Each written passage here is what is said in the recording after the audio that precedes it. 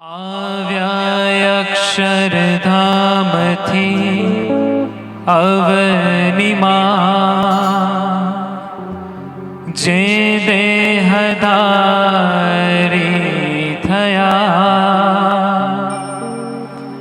આપ્યા સુખય પાર ભક્ત જનને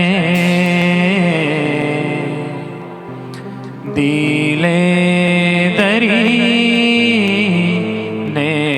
દયા. કીધા ચારુ ચરિત્ર ગાન કરવા, જેણે કરુણા કરી. વંદો મંગલ મૂર્તિ ઉર્ધરી, સર્વોપરી શ્રી હરિ. જેના દિવ્ય સુદિવ્ય જે ચરિતમાં વિલસી હરિ તો રહ્યા.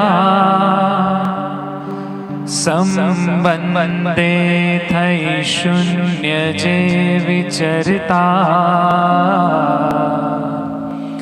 દાસત્વદારી રહ્યા. આપે અક્ષર સુખ ભક્ત જનને, સુહૃદ બની સર્વદા. એવા સ્વામી પ્રબોધદાસ ગુરુને, ભૂલકા સહુ સેવતા. ભૂલકા સહુ વંદતા.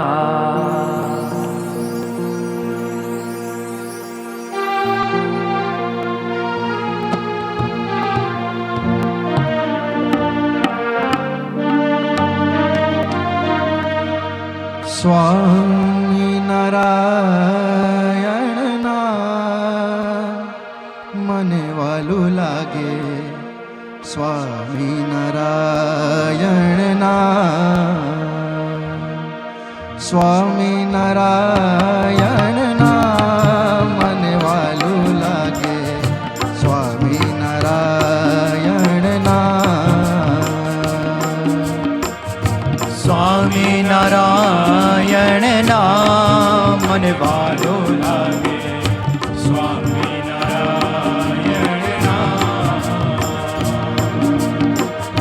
સ્વામી નારાયણ, સ્વામી નારાયણ, સ્વામી નારાયણ, સ્વામી નારાયણ ના મને વાલું લાગે. સ્વામી નારાયણ ના, સ્વામી નારાયણ ના મને વાલું લાગે. સ્વામી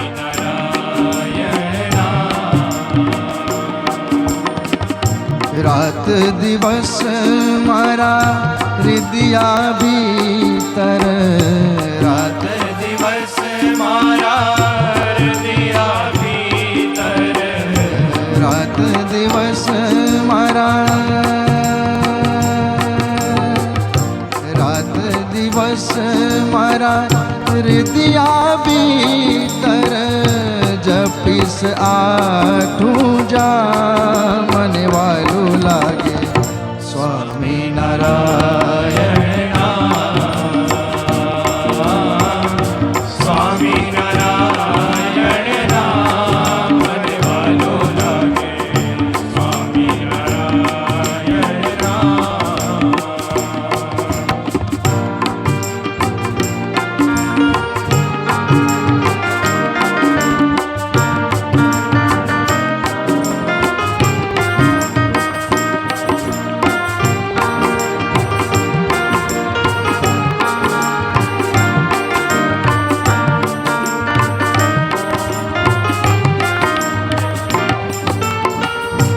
ભવ જળ તરવા પાર ઉતરવા જળ તરવા પાર ઉતરવા ભવ જળ તરવા પાર ઉતરવા કરવાનું છે મારે કામ મને વાલું લાગે સ્વામિનારાયણ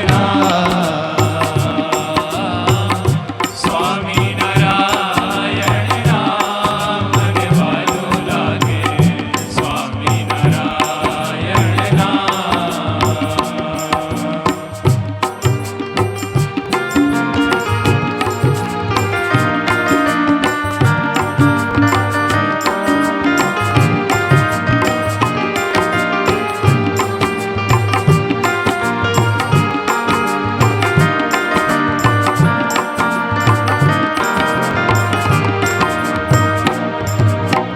સર્વોપરી શ્યામ છે નરવીર નામ સર્વોપરી શ્યામ છે નરવીર નામ સર્વોપરી શ્યામ છે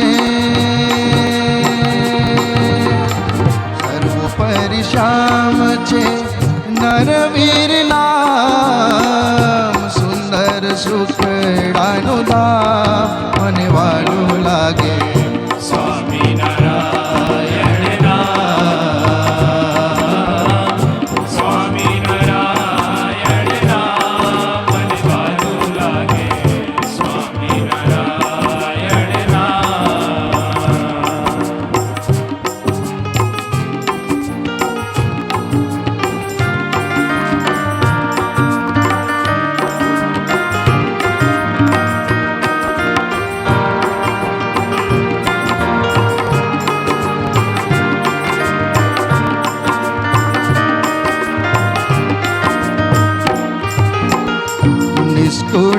નિષ્કુળાનંદના નાથને ભજતા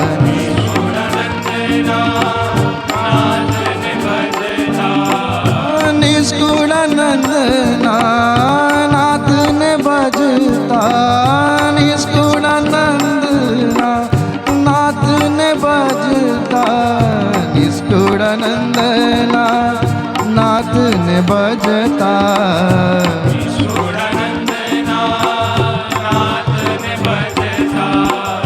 નિષ્કુળાનંદના નાથને ભજતા વારે તેનું નહીં કામ મને વાલું લાગે સ્વામિનારાયણ નામ ઓ સ્વામિનારાયણ નામ મને વાલું લાગે સ્વામિનારાયણ નામ સ્વામિનારાયણ સ્વામિનારાયણ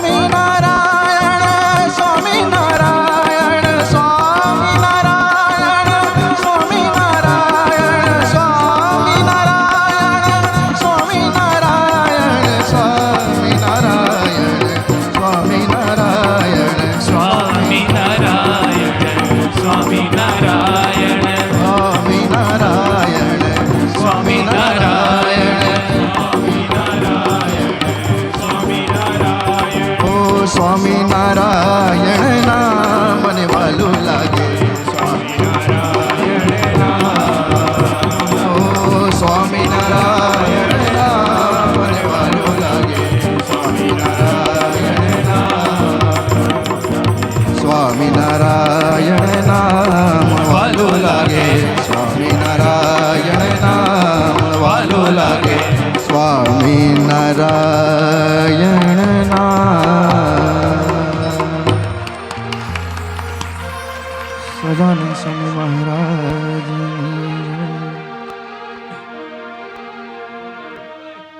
આપણે નેક્સ્ટ ભજન લઈએ એ પહેલાં અહીંના સ્ટેજના યુવકો થોડા નવા દર્શન થાય છે.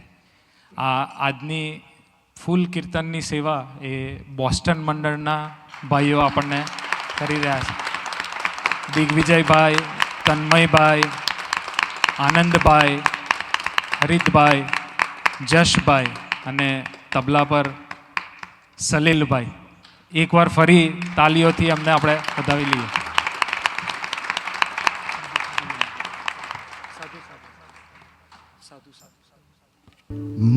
મફત મોજ આપી છે,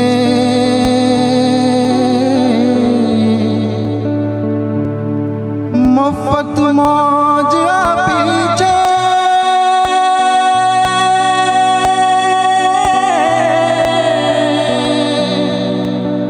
હો મફત મોજ આપી છે, મફત મોજ આપી છે, હો મફત મોજ આપી છે. સાધુ સાધી લે મહારાજ, એ છે કરવા જેવું કાજ, વળી સહેલું કર્યું આજ.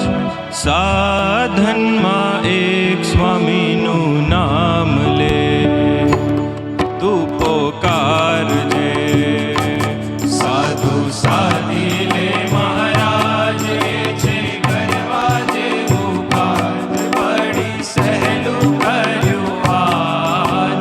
સાધનમાં એક સ્વામીનું નામ લે, તું પોકારજે.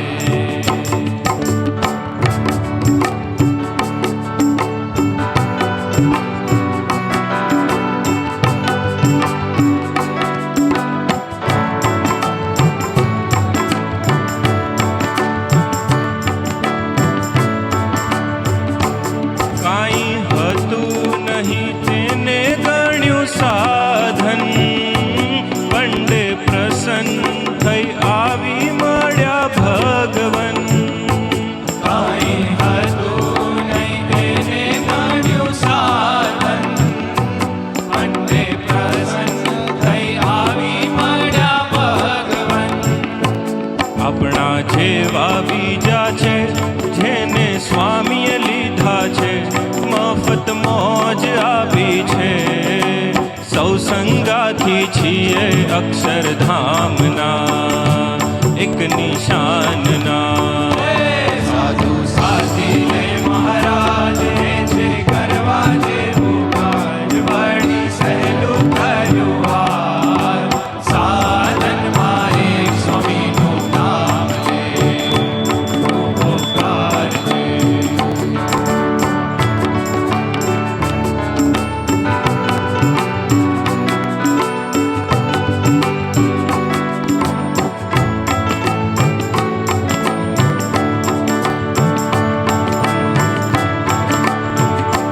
દ્રષ્ટા સ્થપાતા કાર્ય શરૂ થાય છે, આજુબાજુના મુક્તોનું દેખાય છે.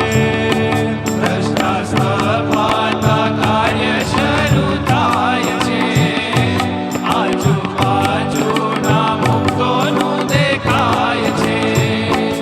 એ દેખાશે તો ખરું, એને મનમાં ન લેવું, જ્યાં કહેતા ના ફરવું.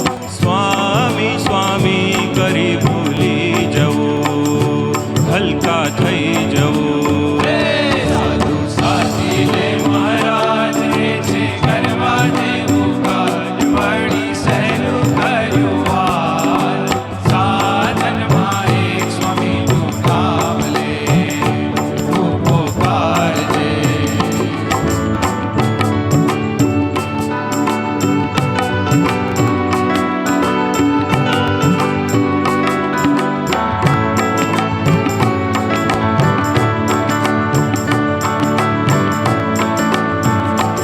આપણે થવું નથી સ્વામી જેવા, મંડ્યા છીએ સ્વામી ના થઈને રહેવા.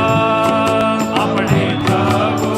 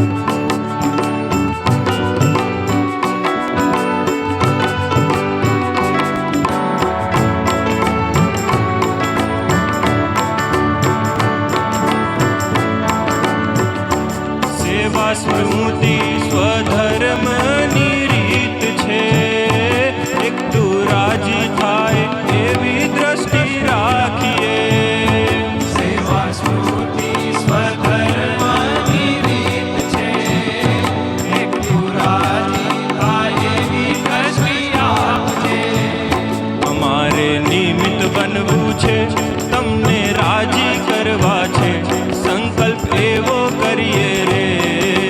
હા હા ગડથલ કરી ભેગા મંડી પડીએ અને જીતી લઈએ. સાથી લે મહારાજ રે જે કરવા જેવું કાજ, વળી સહેલું કર્યું વાર.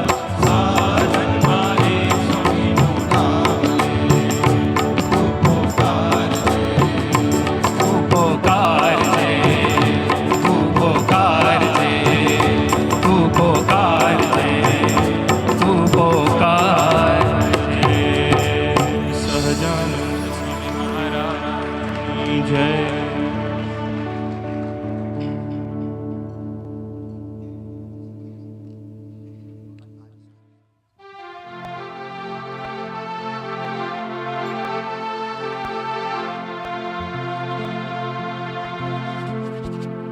ઘૂમે છે રે ભાઈ, ઘૂમે છે,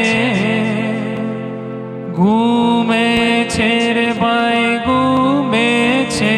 આજ સરખે સરખા ભેરું આનંદમાં ઘૂમે છે. આજ સરખે સરખા ભેરું આનંદમાં ઘૂમે છે. આજ સરખે સરખા ભેરું આનંદમાં ઘૂમે છે. રે ભાઈ ઘૂમે છે, રે ભાઈ ઘૂમે છે, ભાઈ ઘૂમે છે, રે ભાઈ ઘૂમે છે. આજ સરખે સરખા ભેરું આનંદમાં ઘૂમે છે. આજ સરખે સરખા ભેરું આનંદમાં ઘૂમે છે.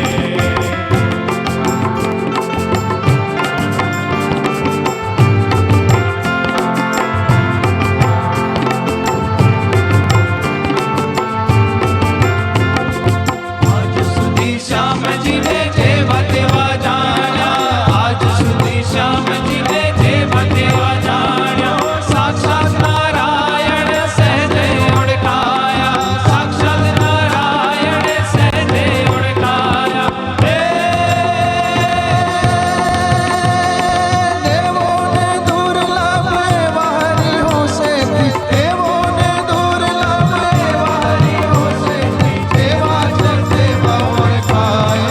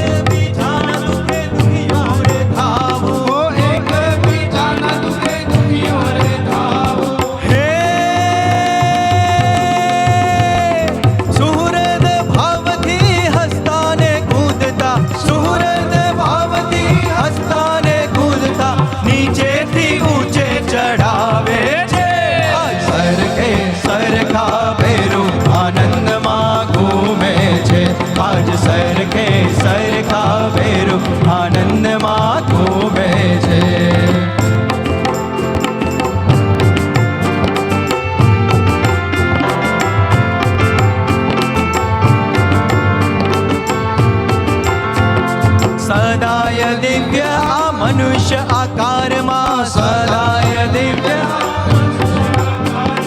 મનુષ્ય ભાવનાવે કોઈ વાતમાં મનુષ્ય ભાવનાવે કોઈ વાતમાં હે પ્રાર્થના ધૂનની રુચિ જગાડીને પ્રાર્થના ધૂનની રુચિ જગાડી સાધને સુખડા અપાવે છે આજ સરખે સરખા ભેરું આનંદમાં ઘૂમે છે આજ સરખે સરખા ભેરું આનંદમાં ઘૂમે છે એના મન મંદિરિયાની માને વાલો મારો ઘૂમે છે એના મન મંદિરિયાની માને વાલો મારો ઘૂમે છે એના મન મંદિરિયાની માહે માહે એના મન મંદિરિયાની માહે માહે માહે માહે એ ભાઈ ભાઈ માહે માહે માહે માહે માહે માહે વાલો મારો ઘૂમે છે સરખે સરખા ભેરું આનંદમાં ઘૂમે છે આજ સરખે સરખા ભેરું આનંદમાં ઘૂમે છે આજ સરખે સરખા ભેરું આનંદમાં ઘૂમે છે આજ સરખે સરખા ભેરું આનંદમાં ઘૂમે છે. સહજાનંદ સ્વામી મહારાજની જય.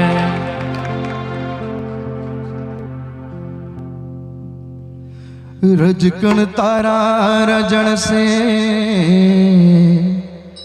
જેમ રણમાં ઉડે રે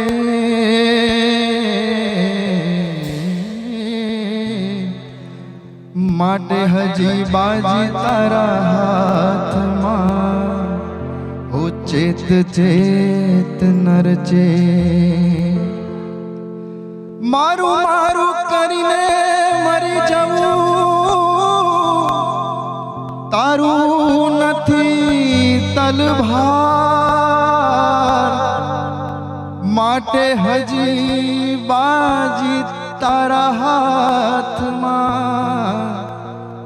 તું હરિવરને સંભાળ તું હરિવરને સંભાળ જી જી જી જી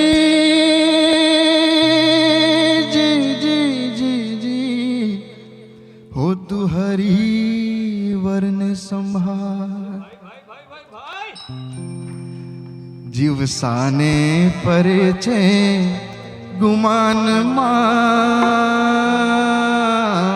ગુમાનમાં ઓ જીવ સાને પરે છે ગુમાનમાં ગુમાનમાં તારે રહેવું ભાડાના મકાનમાં જીવ સાને પરે છે ગુમાનમાં ગુમાનમાં તારે રહેવું ભાડાના મકાનમાં જીવ શાને પરે છે ગુમાનમાં ગુમાનમાં તારે રહેવું ભાડાના મકાનમાં.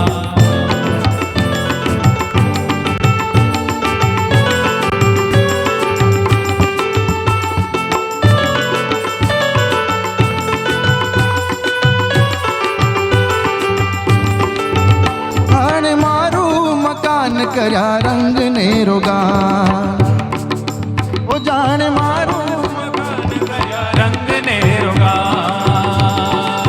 ઓ જાણે મારું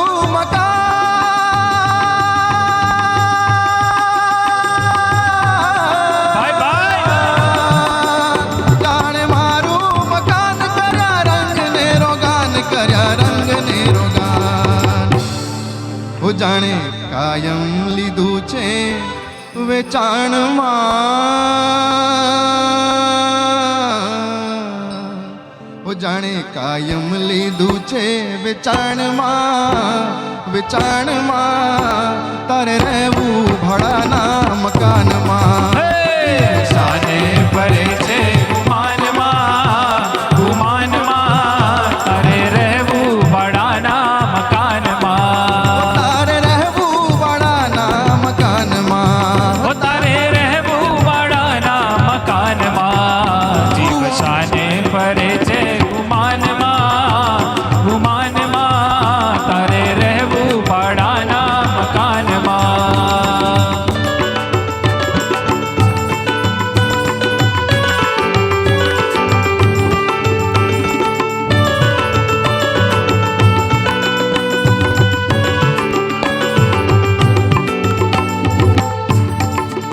જ્યારે યમના દૂત આવશે ત્યારે કરવું પડશે ખાલી.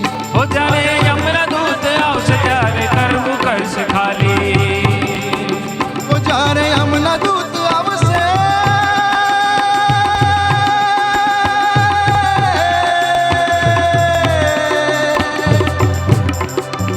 જ્યારે યમના દૂત આવશે ત્યારે કરવું પડશે ખાલી, ત્યારે કરવું પડશે ખાલી.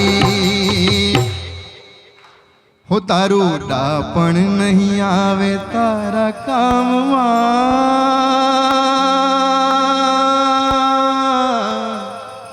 હો તારું ડાપણ, તારું ડાપણ, તારું ડાપણ, તારું ડાપણ. હો તારું ડાપણ નહીં આવે તારા કામમાં, તારા કામમાં. તારે રહેવું ભાડાના મકાનમાં. શાને પરે છે ગુમાનમાં, ગુમાનમાં. અરે રહેવું ભાડાના મકાનમાં. શાને પરે છે ગુમાનમાં, ગુમાનમાં. તારે રહેવું ભાડાના મકાનમાં.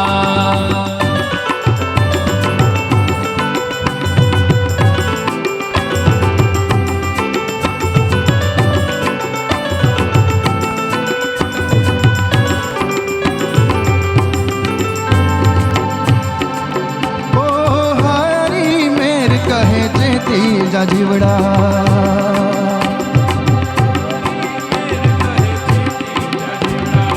ઓ હરી મેર કહે,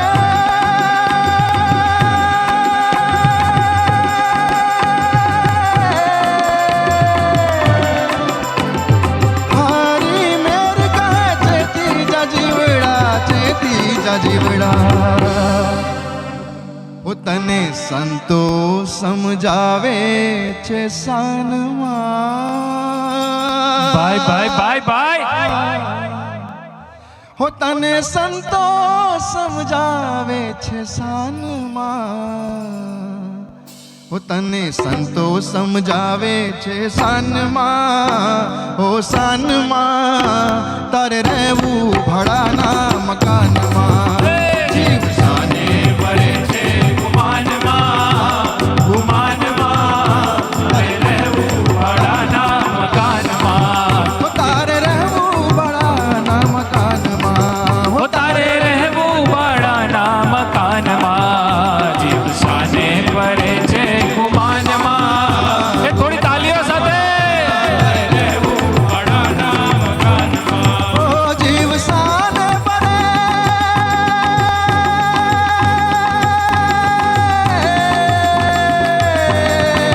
ઓ જીવ સાને પરે, જીવ સાને પરે, જીવ સાને પરે.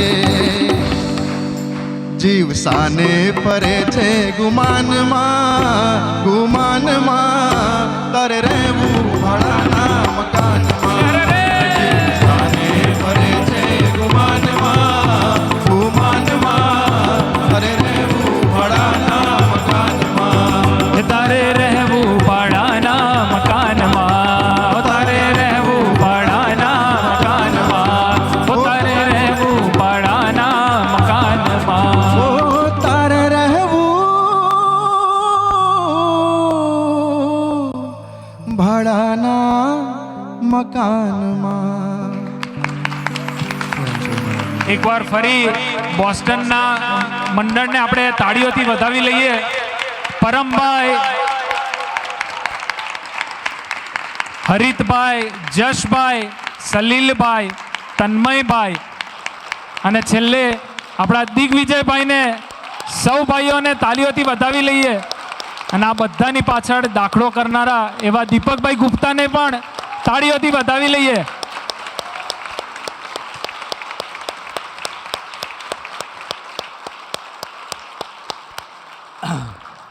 સહજાનંદ સ્વામી મહારાજની જય.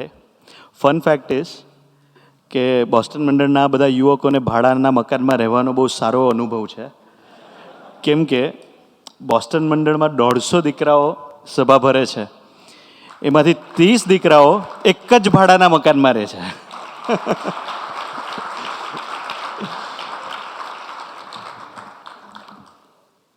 મિહિરભાઈ, દીપકભાઈ, બધા ધવલભાઈ, બધા ભેગા મળીને પૂર્વાયુભાઈને બધા સરસ બોસ્ટન મંડળનું બહુ સરસ એવા યુવકોનું મંડળ છે કે બધા ભેગા મળી અને ઘણી બધી આવી બધી એવી આઉટ ઓફ ધ બોક્સ પ્રવૃત્તિ કરે છે કે ખરેખર જવા જેવું છે. એક વખત આપણે બધાએ કોઈને કોઈ પ્રસંગે ત્યાં આગળ સભામાં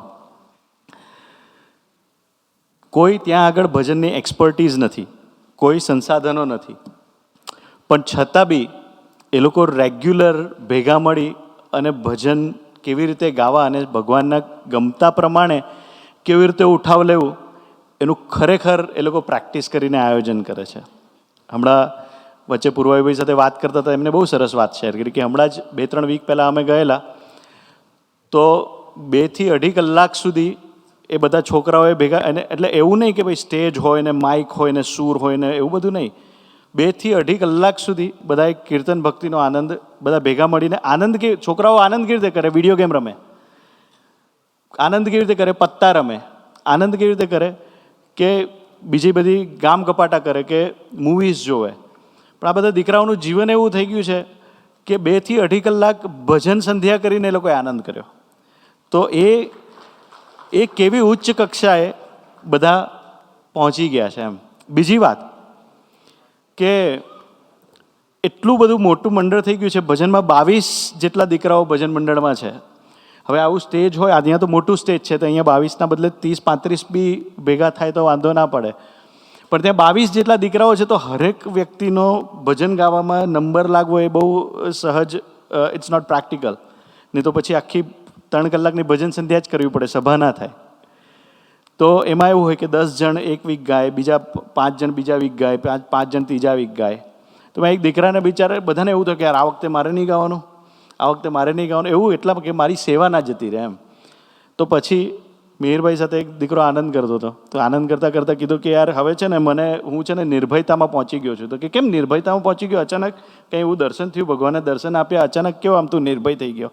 તો હું નિર્ભયતામાં એટલું બધું પહોંચી ગયો છું કે આટલી બધી ઇકોનોમી આવી છે અને મને ફાયર કરશે ને તો બી મને પ્રશ્ન નથી, કેમ કે ભજન મંડળમાં 4 વખત બહાર નીકળવાનું, 4 વખત અંદર આવવાનું થયું અલગ અલગ સભાઓમાં, તો હવે જોબમાં મને હવે પ્રોબ્લેમ નહીં થાય.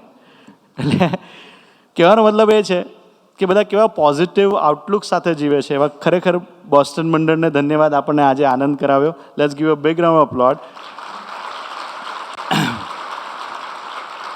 એ લોકો એવરી યુથ મીટમાં 4 કલાક બોસ્ટનથી ડ્રાઈવ કરીને મેક શ્યોર કરે છે કે એવરી મંથ અમે અહીંયા યુથ મીટમાં આવીએ અને ખરેખર જે સભા થઈ રહી છે, સ્વામીજીની જે વાત અહીંયા થઈ રહી છે એનો ખરેખર અમે લાભ લઈએ એમ. તો એ એક અદ્ભુત એમનું જતન અને એવી અદ્ભુત એવી સુરુચિ સાથેનું જે મંડળ છે, જે આપણા સાથે બધા બેસીને અહીંયા સભા ભરે છે, બધા જ પ્રોફેશનલ દીકરાઓ છે, માસ્ટર્સ PhD કરતા દીકરાઓ છે, બહુ સારી ફેંગ અને બિગ 5 કંપનીમાં જોબ કરનાર દીકરાઓ છે, પણ સાથે ભેગા મળી અને એ લોકો આનંદ કરતાં કરતાં પોતાની લૌકિક અને આધ્યાત્મિક બંને યાત્રા અદ્ભુત રીતે કરી રહ્યા છે. એવા મંડળનું આ દર્શન છે. સો આજની વાર્તા, એક મદારી હતો. હવે મદારી હોય તો એનો બિઝનેસ શું હોય કે સાપ હોય એને રમાડવો, દોરી બાંધી હોય તો દોરી ઉપર ચાલીને જવું હોય એક બીજી જગ્યાએ. મદારી સાથે બીજું કોઈ વાંદરું હોય, રાઈટ? તો વાંદરું હોય તો વાંદરાના સાથે રમત રમાડે. તો એકવાર મદારી જતો તો નદીમાં પૂર આવ્યું અને વચ્ચે જતાં જતાં એને જોયું કે નદીમાં બહુ પૂર છે ને નદી ક્રોસ કરવી અઘરી છે ને એને કોન્સર્ટ કરવા પોતાનો મદારીનો જવું પડે એવું હતું. એટલે એને દોરડું લીધું અને બીજી બાજુ કોઈક નદીમાં ભઈ જતો હશે એને કીધું કે આ બાજુ આ ઝાડે તું બાંધ અને આ ઝાડે હું બાંધું.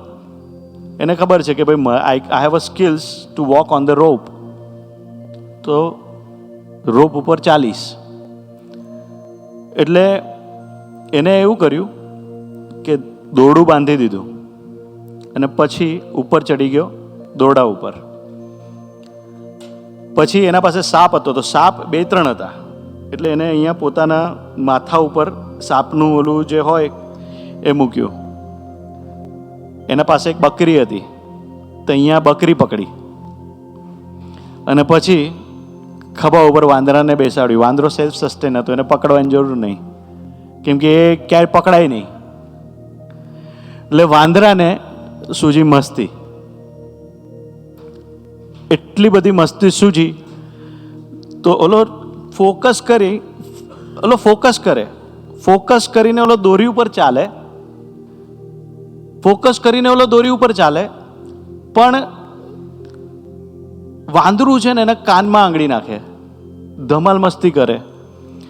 ચાલતા ચાલતા નદીના વચ્ચે પહોંચ્યા ને તો ત્યારે શું થયું કે ઓલાએ ટોપલો સાપનો ખોલ નાખ્યો. હવે ટોપલો સાપનો ખોલ નાખ્યો, નાગ હતો તો આમ કરીને ઊભો થઈ ગયો અને આખું ટોપલું અનબેલેન્સ થઈ ગયું. તો પછી મધારીને એવું થયું કે યાર હવે આ સાપ નદીમાં પડી જશે તો મારી આજીવિકા છે જતું રહેશે. એટલે સાપને પકડવા ગયો તો બકરી છૂટી ગઈ, તો બકરી નદીમાં તણાઈ ગઈ. હવે સાપ સાચવે કે શું સાચવે? અને છેલ્લે સાપ બી બધા પડી ગયા, બકરી બી પડી ગઈ, ઓલો બી પડી ગયો, વાંદરું એકલું દોરી ઉપર ચાલીને જતું રહ્યું. Actually, please pay attention. I am narrating a story here. Just look at here. Why you are looking here? What? અરે, hello. આ ભક્તોની સભા છે બકા. અહીંયા મસ્તી નહીં કરવાની બકા. અહીંયા બેસી જાઓ, શાંતિથી અહીંયા બેસી જાઓ, શાંતિથી બેસો. ખબર નહીં આ સભામાં ક્યાંથી આવી ગયા, પણ કહેવાનો મતલબ એ છે એ શાંતિથી બેસો, શાંતિથી. જો તમે શાંતિથી આખી સભા અહીંયા આવી રીતે બેસશો ને તો તમને ગિફ્ટ આપીશ. Do you need gift? વાંદરાને શું ભાવે? બનાના. બે વ્યક્તિને બનાના ભાવે, વાંદરાને અને મિનિયન્સને. Right? So I will give you this. So just sit quietly. This was just an experiment. When I was narrating a story, આપણે જોયું કે when I was narrating a story, બહુ સરસ એવું મ્યુઝિક વાગી રહ્યું છે, હું સરસ એવી સ્ટોરી નરેટ કરી રહ્યો છું, પણ આ લોકો આવ્યા તો તમે બધા અહીંયા જોતા હતા. રાઈટ? કેમ? કેમ કે મન જે છે એ માકડા જેવું છે. મન એ માકડા જેવું છે. એક જણે બહુ મસ્ત કીધું છે, મન હી બંદર મન હી મદારી, નાચ રહે હે સારે સંસારી. એટલે કહેવાનો મતલબ એ છે કે મન જ વાંદરું છે, મન જ મદારી છે અને એના પાછળ બધા જ નાચી રહ્યા છે. પણ એ મનને ફોકસ રાખવું હોય, કંટ્રોલમાં રાખવું હોય તો શું કરવું જોઈએ? એ માઇન્ડસેટ જે છે મંકી માઇન્ડથી મોંક માઇન્ડમાં કેવી રીતે જવાય, એના માટેની આજે આપણી આ સભા છે અને જે આ વિશ્વનો સૌથી બર્નિંગ પ્રોબ્લેમ છે. ઓય, you want banana? Okay, keep it down. Okay, અદ્ભુત ઇતિહાસનો પ્રસંગ છે. મુક્તાનંદ સ્વામી સભા કરીને બેઠા હતા અને 14 દિવસ જેટલું પારાયણ ચાલ્યું. હવે પારાયણ એટલે શું હોય? ટેસ્ટ મેચ જેવું હોય. 90 ઓવર્સની ટેસ્ટ મેચ હોય, બોલ જતા જ હોય, જતા ઓલો પ્લેડ કરતો હોય, એવી રીતે પારાયણ એટલે it's a not just one સભા, ઇટ્સ અ કલેક્શન ઓફ સભા ફોર 14 days. રાઈટ? સો પારાયણ ચાલતું હતું. હવે મુક્તાનંદ સ્વામી જ્યાં બેઠા ને ત્યાં ઉપર ઝાડ હતું અને ઝાડ ઉપર એક વાંદરું કૂદાકૂદ કરે. હવે આપણે અહીંયા ટેસ્ટ જોયો કે જ્યારે હું એક પ્રસંગ નરેટ કરું, જે સભા ચાલુ થઈ છે, 2 મિનિટ થયું છે, બધાનું ધ્યાન હજી બી અહીંયા છે. રાઈટ? પણ મુક્તાનંદ સ્વામીએ પ્રશ્ન પૂછ્યો કે આપણામાંથી એવું કોણ છે કે જેની નજર આ વાંદરા ઉપર નથી ગઈ? ત્યારે એક જ વ્યક્તિએ, એક જ સાધુએ આંગળી ઊંચી કરી. એ છે આપણા ગુણાતીતાનંદ સ્વામીજી, જે આ છે ગુણાતીતાનંદ સ્વામીજી, જેમનું ખરેખર ધ્યેય એવું હતું કે જે કરવાનું એટલું જ કરવાનું, જે નહીં કરવાનું એ નહીં કરવાનું. અત્યારે મારી જે જોબ છે એ મુક્તાનંદ સ્વામી જે વાત કરી રહ્યા છે એ વાત પ્રમાણે મારે જીવવું છે ને એ વાતમાંથી મારે ભગવાનનો મહિમા પકડવો છે. સચ જબરજસ્ત એવું ફોકસ 14 દિવસ સુધી. આજુબાજુનું એન્વાયરમેન્ટ, આજુબાજુનું એ બધું કોઈ પણ વસ્તુ એને ડિસ્ટ્રેક્ટ નહીં કરી. એને કહેવાય ક્રિસ્ટલ ફોકસ. દ્રોણાચાર્યએ જ્યારે પરીક્ષા લીધેલી, બધાને કીધું કે હવે બધા આર્ચરીની એક્ઝામ આપો, અને બધાને કીધું કે તમને શું દેખાય છે. તો ભીમને કીધું તમને શું દેખાય છે? તો કે આ ઝાડ છે દેખાય છે. કે પહેલાં બધાને કીધેલું કે ઝાડ ઉપર પક્ષી છે ને એને એની આંખ આપણે વીંધવાની છે. તો કે શું દેખાય? કે ઝાડ દેખાય છે. બીજું શું દેખાય છે? તો કે મને તો ભીમને તો કેરી જ દેખાય, કેમ કે એનું ફોકસ જ એ હતું. બીજાને કે આખું પૃથ્વી દેખાય ને આકાશ દેખાય ને આ દેખાય ને તે દેખાય, બધાને બધું દેખાય એમ. પણ કોઈ પક્ષીની આંખ દેખાવાની હતી એ કોઈ ના દેખાય. એટલે અર્જુનને પૂછ્યું, અર્જુન કે તને શું દેખાય છે? કે મને પક્ષી દેખાય છે. તો કે હજી ફોકસ કર. હવે શું દેખાય છે? કે એનું માથું દેખાય છે. કે હજી ફોકસ કર તો શું દેખાય છે? કે પક્ષીની આંખ દેખાય છે. That is the focus is needed in each and every activity which Gunatitanand Swamiji had. અને એની એ ચેતનાને ધારણ કરનાર યોગીજી મહારાજ અને પ્રબોધ સ્વામીજી મહારાજ આપણને એ શીખવાડે છે કે એઝ અ યુવાન તરીકે એ ફોકસ જો આપણા જીવનમાં આવે ને તો આપણા જીવનમાં આપણે કંઈ પણ જગ્યાએ સક્સેસ થવા માટે કાંઈ બાકી ના રહે. આપણે મનને કંટ્રોલ કરી અને મંકી માઇન્ડથી મોંક માઇન્ડ તરફ ઇઝીલી જઈ શકીએ. આ સભા એ છે કે આપણને ટેકનિક બતાડશે કે આપણે એવી રીતે કેવી રીતે જવું. બીજી એક મસ્ત સ્ટોરી કહું કે કેવી રીતે જવાય. ઘણા લોકો કે યાર મારો સ્વભાવ બહુ ચંચળ છે, મારે અને અત્યારે શું છે ખબર છે, પ્રોબ્લેમ એ વસ્તુ છે કે અત્યારે બધાને એક ડિઝીઝ થઈ ગયો છે which is the limited attention. કેમ?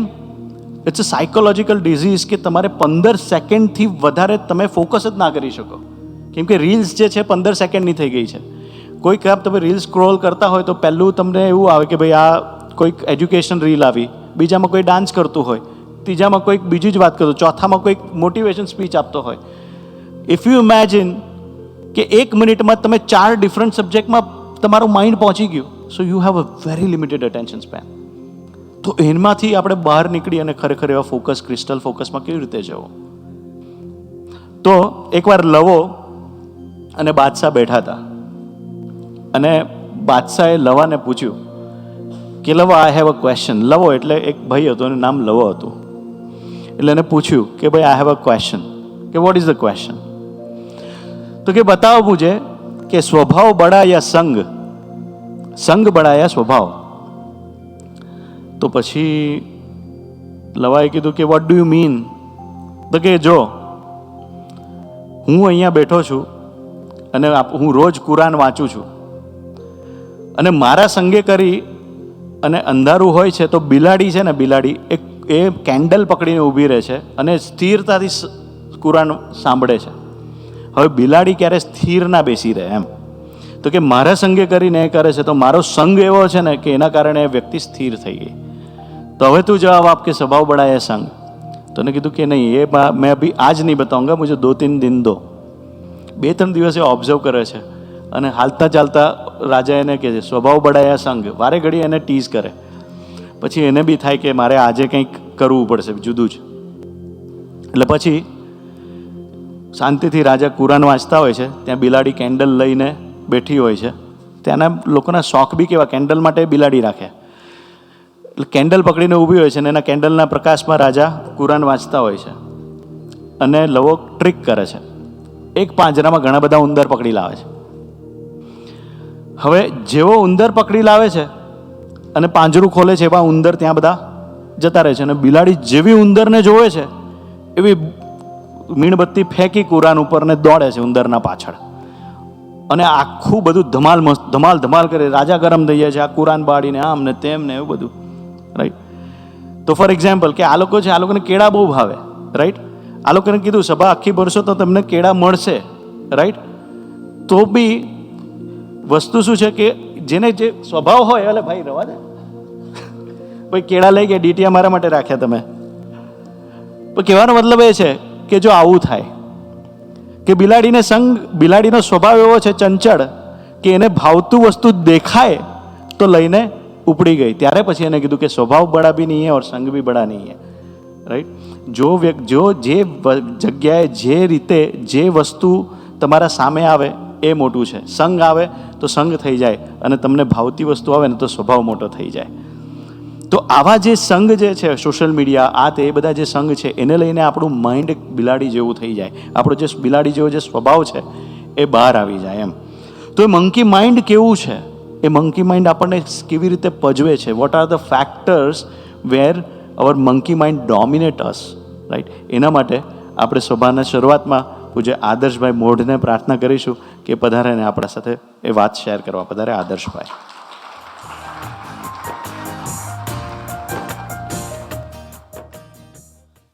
સજાનંદ સ્વામી મહારાજની જય, શ્રી અક્ષર પુરુષોત્તમ મહારાજની જય, ગુરુહરિ શાસ્ત્રીજી મહારાજની જય, ગુરુહરિ યોગીજી મહારાજની જય, ગુરુહરિ હરિપ્રસાદ સ્વામી મહારાજની જય જય જય, પ્રગટ ગુરુહરિ પ્રબોધજીવન સ્વામી મહારાજની જય જય જય. So, welcome to the planet of the apes. As Suketu bhai told us, we are going to talk about the monkey mind. Just one second. So, I need some honest opinions from you guys. How many of us have submitted an assignment between 11:55 and 12 a.m.? Almost everyone. I've done that. I'm guilty of doing that. Next. How many of us have worked from home but not really worked? Like there's a pile of work behind, but we're just relaxing, playing games, scrolling through social media. Okay. The next image, I feel you guys might guess it on your own. What season is it right now? Tax season. Wow. How many of us are yet to pay our taxes? The deadline is, by the way, on April 15th. Yeah.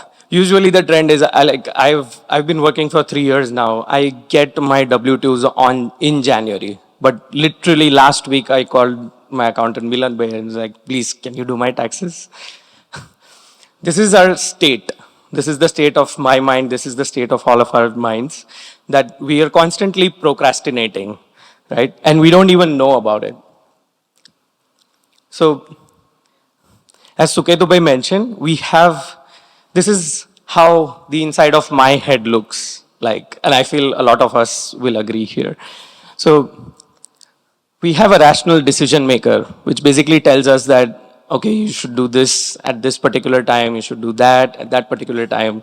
And, it basically, makes all the rational, good decisions that we should be ideally doing, right?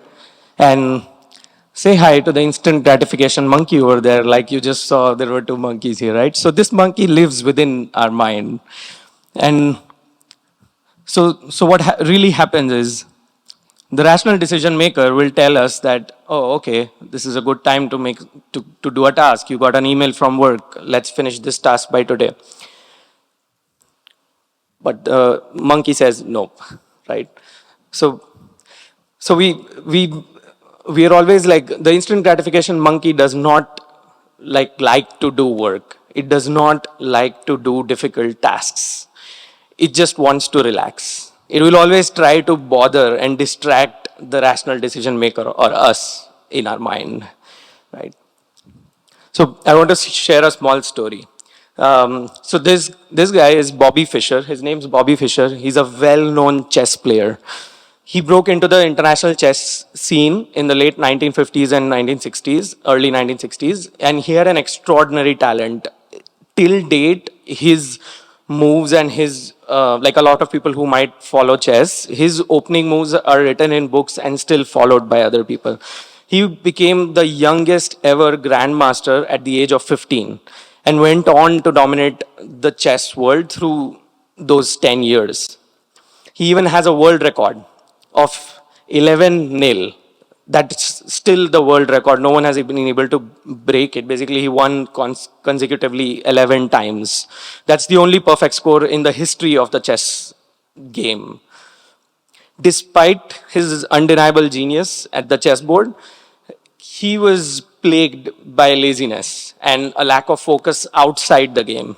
He had erratic behavior. He used to go and, he used to register to tournaments and then skip them. Even, he used to go and fight with chess, the game authorities that were there in the tournament. So his laziness and refusal to basically adhere to the rules and regulations of the game eventually what happened is the chess community basically ousted him out of, he was not allowed to play chess for 20 years. And even during his exile from chess, he completely lost his mind, basically. He was paranoid and he would give like outrageous public interviews. Basically, his trajectory went down. And, you know, in 1992, when US had basically imposed like sanctions at Yugoslavia, similar to what we have for Russia, who started a war right now, right? So a very similar situation. He played with a player called Boris Spassky, which you cannot if the country has imposed sanctions on that country. So basically, he had to flee away from the United States, and then he spent his final years in Iceland, where he passed away. So this is his picture. He looks like a homeless person. so so basically, his complete, like, you know, although like how genius he is, and still people find his moves and his style of play relevant, still till date, like, you know, he's so relevant in the chess community, yet, you know, his end like story was not good. So I want to share my own experience. So Swamiji used to say, he has this sutra that work while you work, play while you play, right? So जो सुकेतु भाई कीधु ने के we want to give our 100%. Whatever we do, we want to give our 100%. Job करूँ छू, तो I want to give my 100%. If I'm playing, I want to give my 100% over there. The problem is that we are so bombarded with information outside that our mind is not focused, right? And it's very easy to, you know, procrastinate and like get distracted. So, so what happened is I graduated in the midst of COVID in 2020. And this was my first job. And I work as a research engineer, but basically I'm just doing research. And you know, as a researcher, we are the best procrastinators in the world. If my manager basically asks me, hey, Adarsh, what are you doing? And I'll tell him, yeah, I'm reading a paper. I'm trying to come up with something. And weeks can pass by and he would not know what is happening. And like after 2 weeks, he would still ask me, and I would have the same reason that, you know, that's how research is. You don't get an idea every day. You just have to spend some time, right? So my manager and my teammates were very helpful, and, you know, they were kind of, you know, they thought that, okay, this is new to me, and maybe I'm trying to adjust to the industry environment, and they were giving me some slack basically at that point. But then one fine day, my manager had a one-on-one meeting with me, and he was like, Others, you can treat this as a warning, but I don't think we are making any progress, and this is a repeated behavior, you know. And I used to even like skip meetings, meetings where, you know, researchers have to report their results. So I would skip those meetings. I would call sick on that day or something like that, make up a reason. So what happened is I was then scared. Then when I got the warning, I was like, okay, this is something serious now. I might lose my job. So I went to one of my friends, Ketan Bhai, and then we had a long discussion about like where I actually spend my time. Basically, what am I doing, right? So I used to stay, like most of us here, or many of us here, I used to stay with Yuvakos. And what I would do is basically I just had this laptop, right? So this laptop is my source of work, is my source of entertainment, is my source of everything, right? So I would just open up my work, some paper to read, and I would have like tabs of YouTube open, and I would just scroll through hours and hours of YouTube videos about anything. So Ketan Bhai basically told me that you need to log your daily routines. You need to log how much time you are spending on things that are not relevant. So that's how you will realize that, okay, you need to use better tools. Like there are many tools like the Eisenhower decision matrix or a Pomodoro timer, but you need to basically make yourself remind all the time that you're working at a particular time. For 8 hours in a day, you need to work 100%. So this thing really helped me, and I thought I could share this image here. So I basically had a post-it note for like 2 years back then in 2020 that, I just stuck this note: work while you work, play while you play, Swamiji. So a constant reinforcement basically helped me. So whenever I'm looking at the screen, I know that, okay, if I'm working, this is my work hour, I need to work. So that really helped. So, so I just talked about YouTube, right? So obviously everyone relates to like how social media has kind of grabbed us. And, so I was, while we were looking for content for this presentation, we went into a little deeper that where this monkey is coming from exactly, right? So I have a question. Why are these the most used apps of all time? Google, Facebook, Instagram. So we found a thing from a book called Atomic Habits, where they describe how these companies are so smart that they're tapping into the most basic human desires that you have, right? So science says that we've evolved from apes, right? So if we think about the Stone Age world, the basic needs of human beings were something along the lines of like obtaining food and water, conserving energy, then connecting and bonding with others, then reducing uncertainty, winning social acceptance. All of these are covered by one of those apps. That's their like underlying thought behind the app. That's how they can awaken the monkey within us, because all of these millions of years of evolution, this thing has not changed. Our basic human behaviors have not changed. Our basic human instincts have not changed.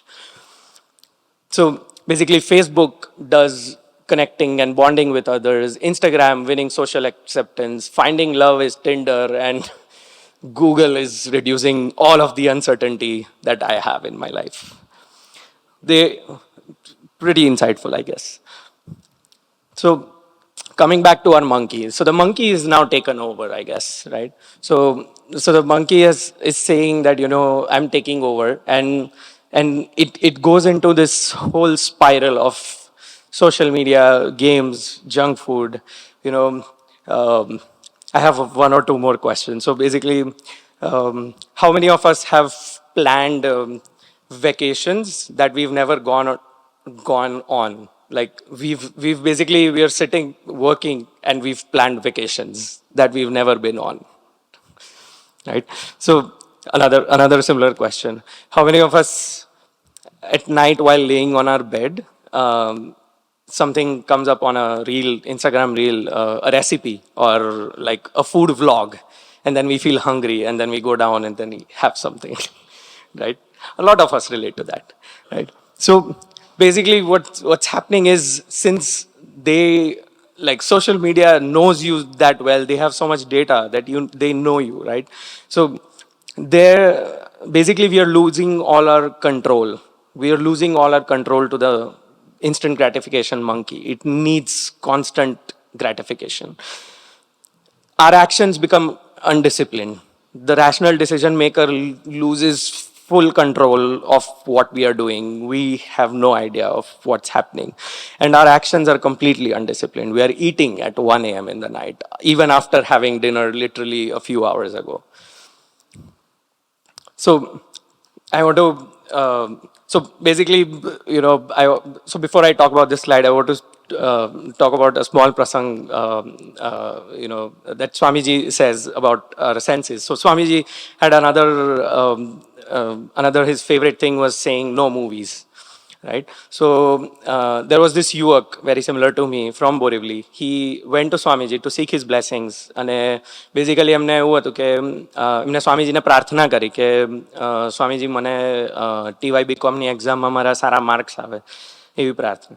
એટલે સ્વામીજી એવું કીધું કે હા, જાઓ, તમે movies ના જોતા, તમને 80% આવશે.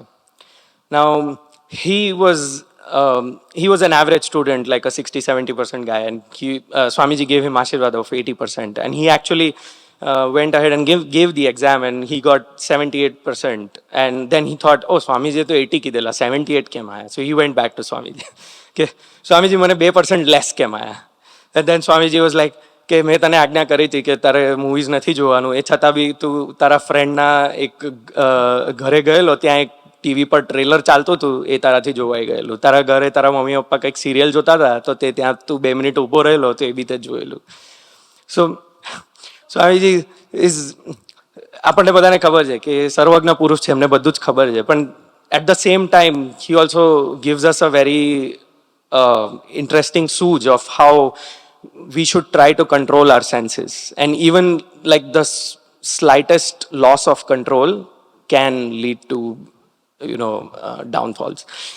So the last behavior that I want to today talk about was, so basically we have a lot of undisciplined actions, right? So that leads to a lot of instability in our life.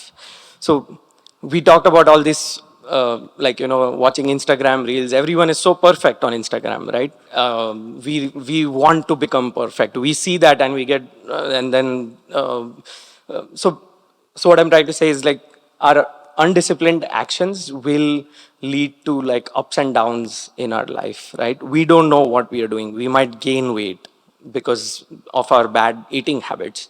We might lose our job. Like I might lose my job if I'm not working with a lot of focus, right? Even my behavior sometimes might change, right? We snap at someone for no reason, and like we get anxious with the slightest change. Someone in my company says, oh, there might be a layoff, and then I'll be like, oh, what do I do right now? It's the season of layoffs, right?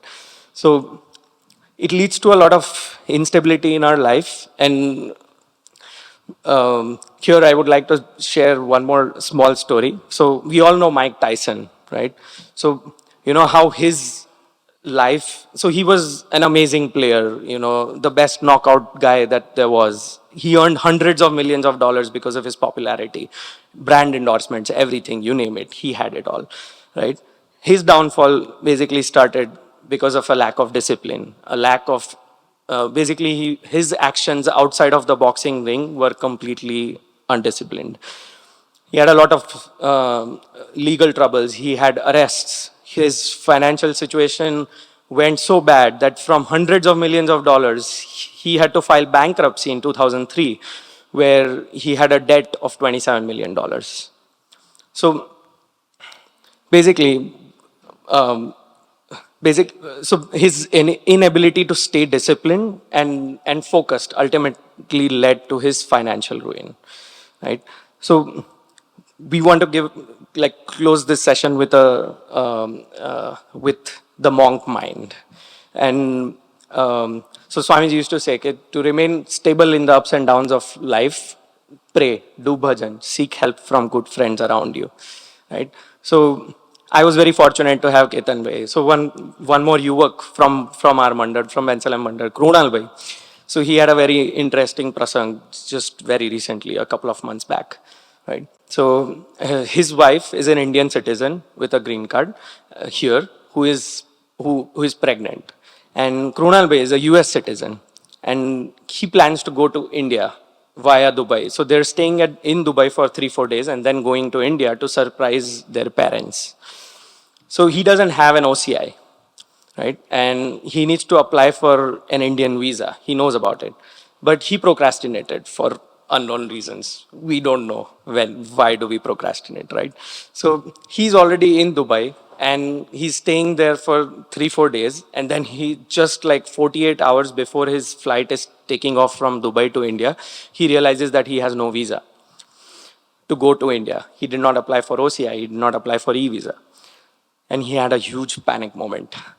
In that panic moment, he calls Ketan Bhai and he says that what to do. The visa website says that we need to apply for visa 72 hours before we want to go. And it's literally like, it's Saturday morning today and I have my flight late Sunday night. So what happens is then they call Kishanji, and Kishanji says that kahi વાંધો નહીં આવે, થઈ જશે visa, don't worry, just do bhajan for 20 minutes and apply.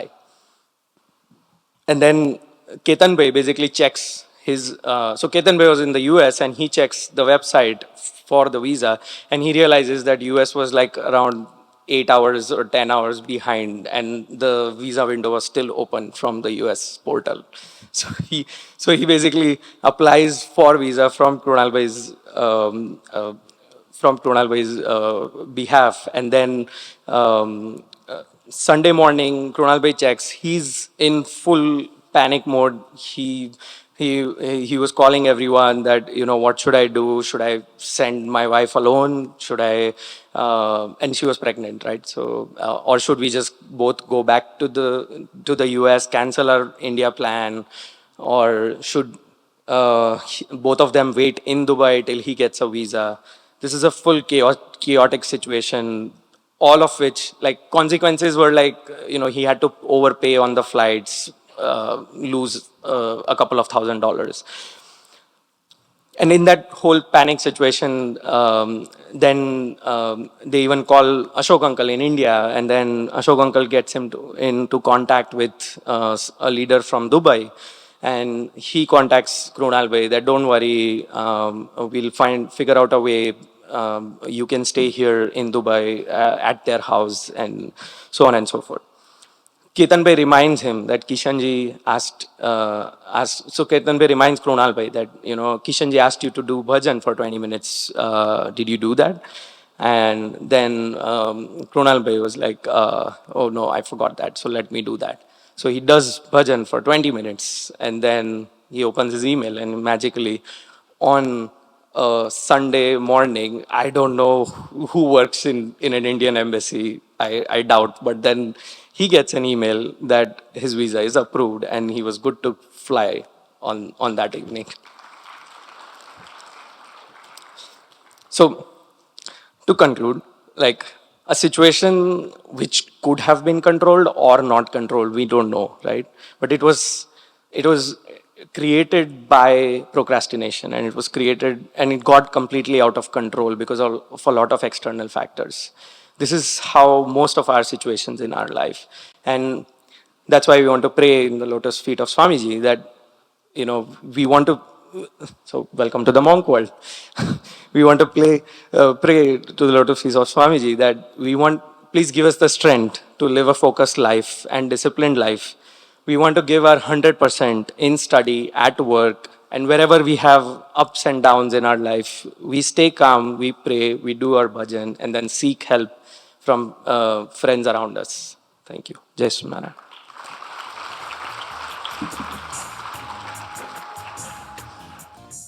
Sajanand Swami Maharaj Nijay. Sajanand Swami Maharaj Ni Jai. Can we give you a big round of applause for Adarsh Bhai? Right?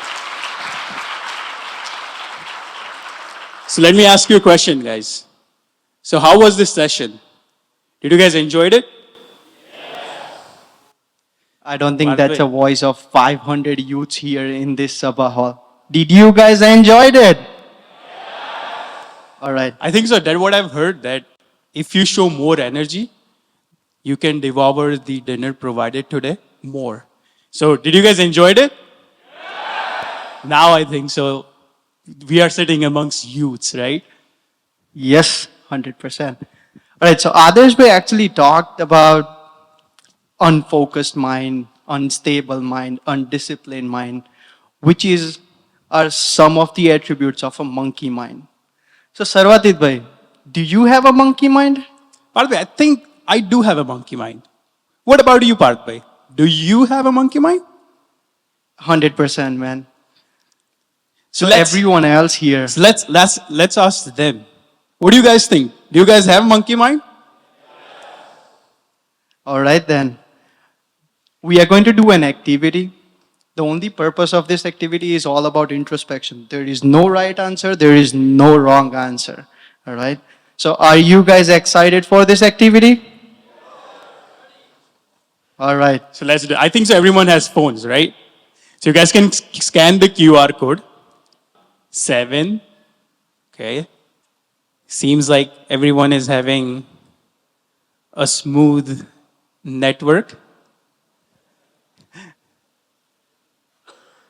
If anyone is not able to scan the QR code, you can share it with the other person right next to you. You'll have it on the screen of your phone.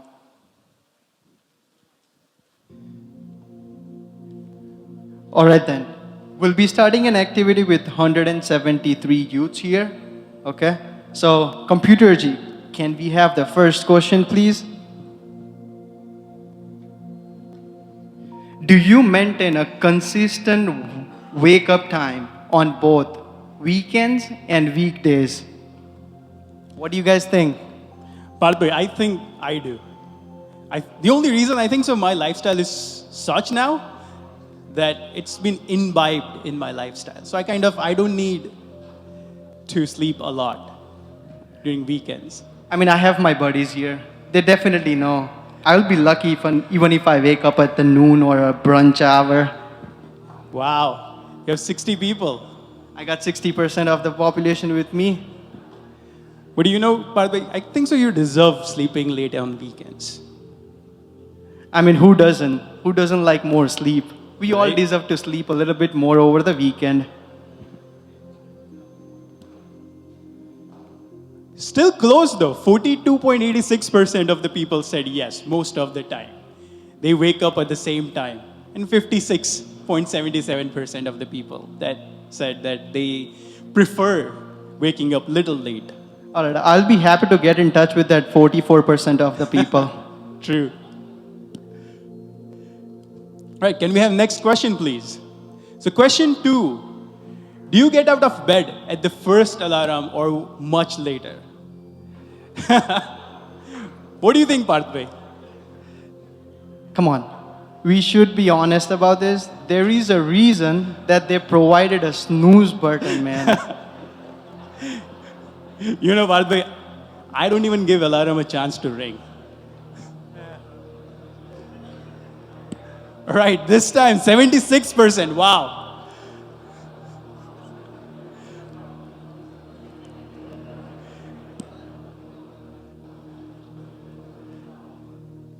All right, just with the raise of a hand, how many of us keep at least 5 alarms 2 minutes apart? Let's do that. All right. I think I got more friends here now. More than 50%, Partbhai, now. Are you guys having fun with the activity? Right, so the next question is going to be a very good question. Right, this is a good one question. So, right, on an average, do you watch reels less than 5 minutes or more than 5 minutes a day? How many of there? What are reels? Please show your hands up. All right, we got one here.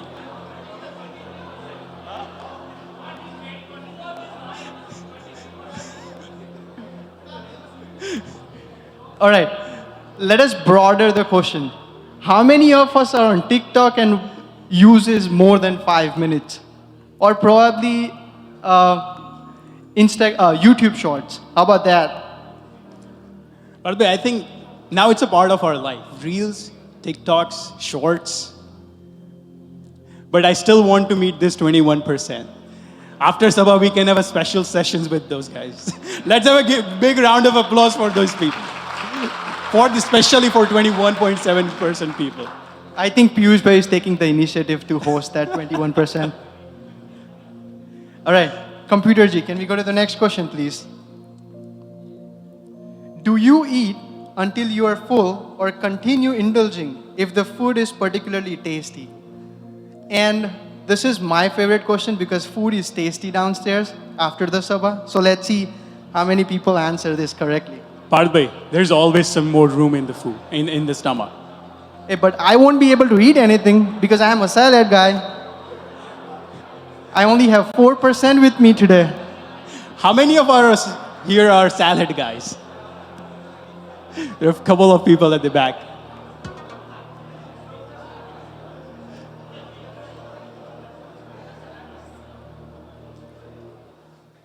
All right, I think 41% of the people say that there is going to be more food left for the 55%. All right, so it's a win for us. go to the next question, please?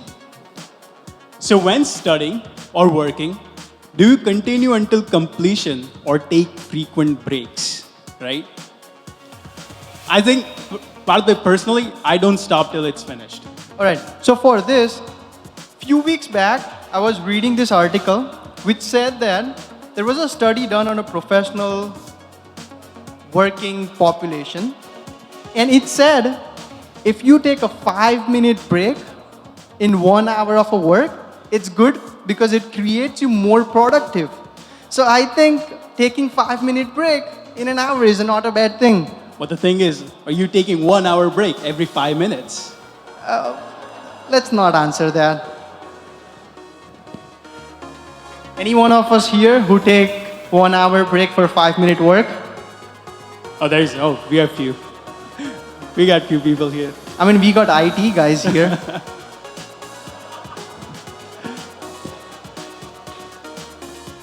Can we go to the next question, please?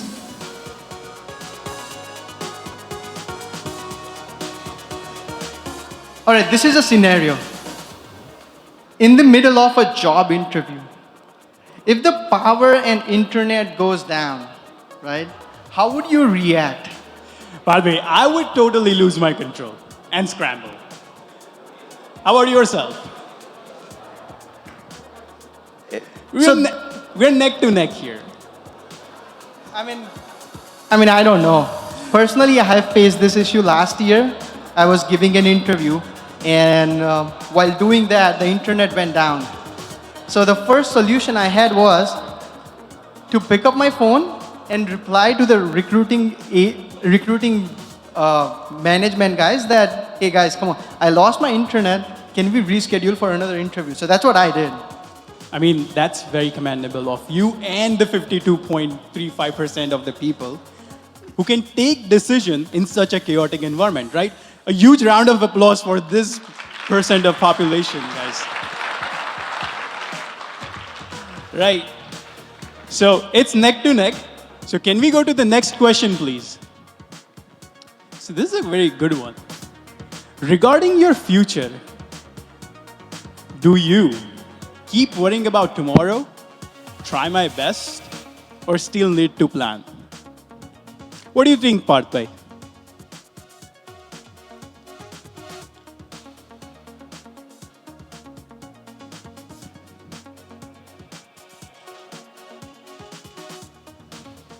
Hello?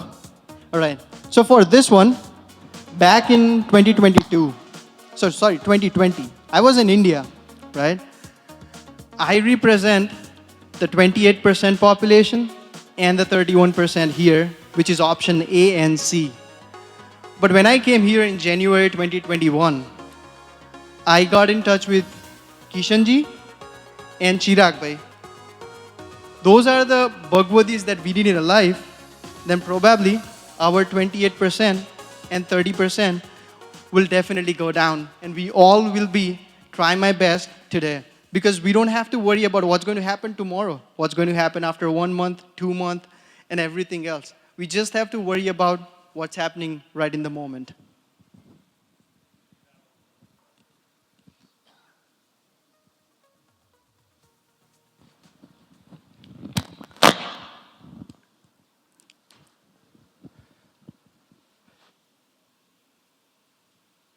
Next question, please.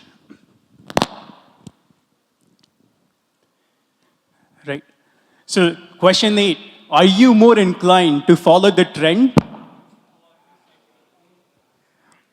Or you set your own trends? This actually is pretty good, because it definitely says that 75% of the youths here have taken what Swamishri used to always say is Yuvan dhare wo thai. And making your own path is something what Swamishri would have always loved. So big round of applause for everyone here who is in the bracket of 74%.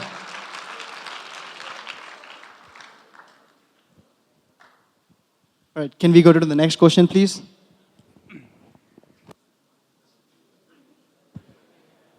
All right, this is the best one, actually. Are you still following your New Year resolution for 2024?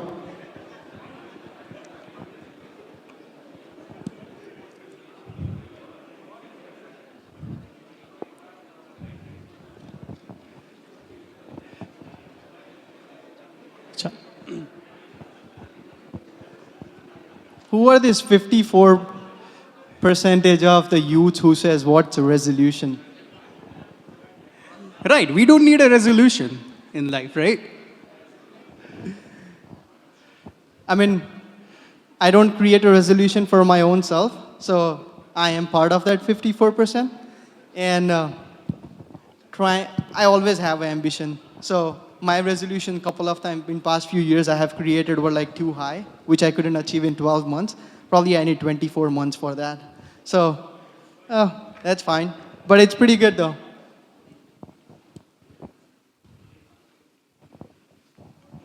Can we go to the last and final question? So are you in control of your mind, or does your mind controls you? This question, guys, I think so we should leave it on you guys. What do you guys think?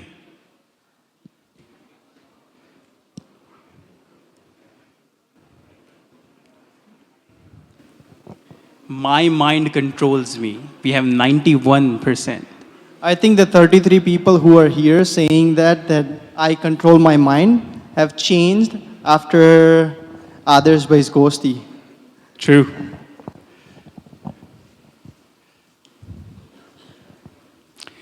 Right, 101%, 101 people says my mind controls me, right? But again, right, our mind is such that it has a monkey nature. It jumps from one branch to another. It does not settle up anywhere. But here, we have a blessing, and that blessing is? So, 200 વર્ષ પહેલા એક book લખાઈ હતી. બુકનું નામ છે સ્વામીની વાતો. સ્વામીની વાતો, એમાં જેટલી બી વાતો છે, ગુણાતીતાનંદ સ્વામીએ એ બધી વાતો વાત કરી છે. અને ગુણાતીતાનંદ સ્વામી કોણ છે? તો ગુણાતીતાનંદ સ્વામી ભગવાન સ્વામિનારાયણના સક્સેસર, અને એમને બધી વાતો શેર કરી હતી અને એ ભક્તોએ લખી હતી. પર્સનલી આ આખી એક્ટિવિટી એમાંથી જ એક વાત લીધી છે. કેટલાકને મન રમાડે છે અને કેટલાક મનને રમાડે છે. તો જે 30 લોકો હતા, 30 યુવકો હતા, એમને તો ખરેખર વંદન જ છે કે તમે ઓલરેડી આ વાતને સાક્ષાત કરી દીધી જીવનમાં. આ પર્સનલી મારી પાસે બુક છે અને હું ટ્રાય કરું કે રોજ 1 કે 2 વાત વાંચું. એમાંથી મને પ્રોફેશનલ લાઈફ, પર્સનલ લાઈફ અને સ્પિરિચ્યુઅલ પ્રોગ્રેશનમાં કેવી રીતે મદદરૂપ થઈ શકે એ બધી જ વસ્તુ સ્વામીની વાતોમાં લખી છે. ગુરુહરિ હરિપ્રસાદ સ્વામીજીના સ્પિરિચ્યુઅલ સક્સેસર એટલે ગુરુહરિ પ્રબોધ સ્વામીજી. गुरुहरि प्रबोध स्वामी जी एम कहता कि अगर हम दिन में 10 से 15 स्वामी की बात पढ़े तो उसमें से लाइफ के हर एक प्रॉब्लम के प्रैक्टिकल सॉल्यूशंस मिलेंगे. फिर गुरुहरि प्रबोध स्वामी जी ने एक बात बोली कि स्वामी की बात अगर देखें तो बहुत ही बुक बड़ी है. स्वामी जी ने बोला कि अगर आप सीक्वेंस में पढ़ो या फिर रैंडमली पढ़ो तो भी आपके लाइफ के सारे प्रॉब्लम के सॉल्यूशन इस बुक में से मिलेंगे. So now moving ahead. Till now we all talked about what is a monkey mind, right? But what are the few steps, what are the few things that we can do to attain the monk mind? So now we are going to invite Shardul Bhai. So I don't know how many of you know Shardul Bhai, right? But whosoever you don't, if you don't know Shardul Bhai, he's a PhD scholar. He's a postdoc research fellow at Columbia University. He's currently doing advanced oncology studies in cancer immunology, right? So let's please invite Shardul Bhai to guide us more on how to attain this monk mind. So Shardul Bhai, please. Sahajanand Swami મહારાજની જય. અક્ષર પુરુષોત્તમ મહારાજની જય. ગુરુ હરિશાસ્ત્રીજી મહારાજની જય. ગુરુ હરિયોગીજી મહારાજની જય. ગુરુ હરિપ્રસાદ સ્વામી મહારાજની જય. પ્રગટ ગુરુ હરિ પ્રબોધ સ્વામીજી મહારાજની જય જય જય. આત્મીય સમાજની જય જય.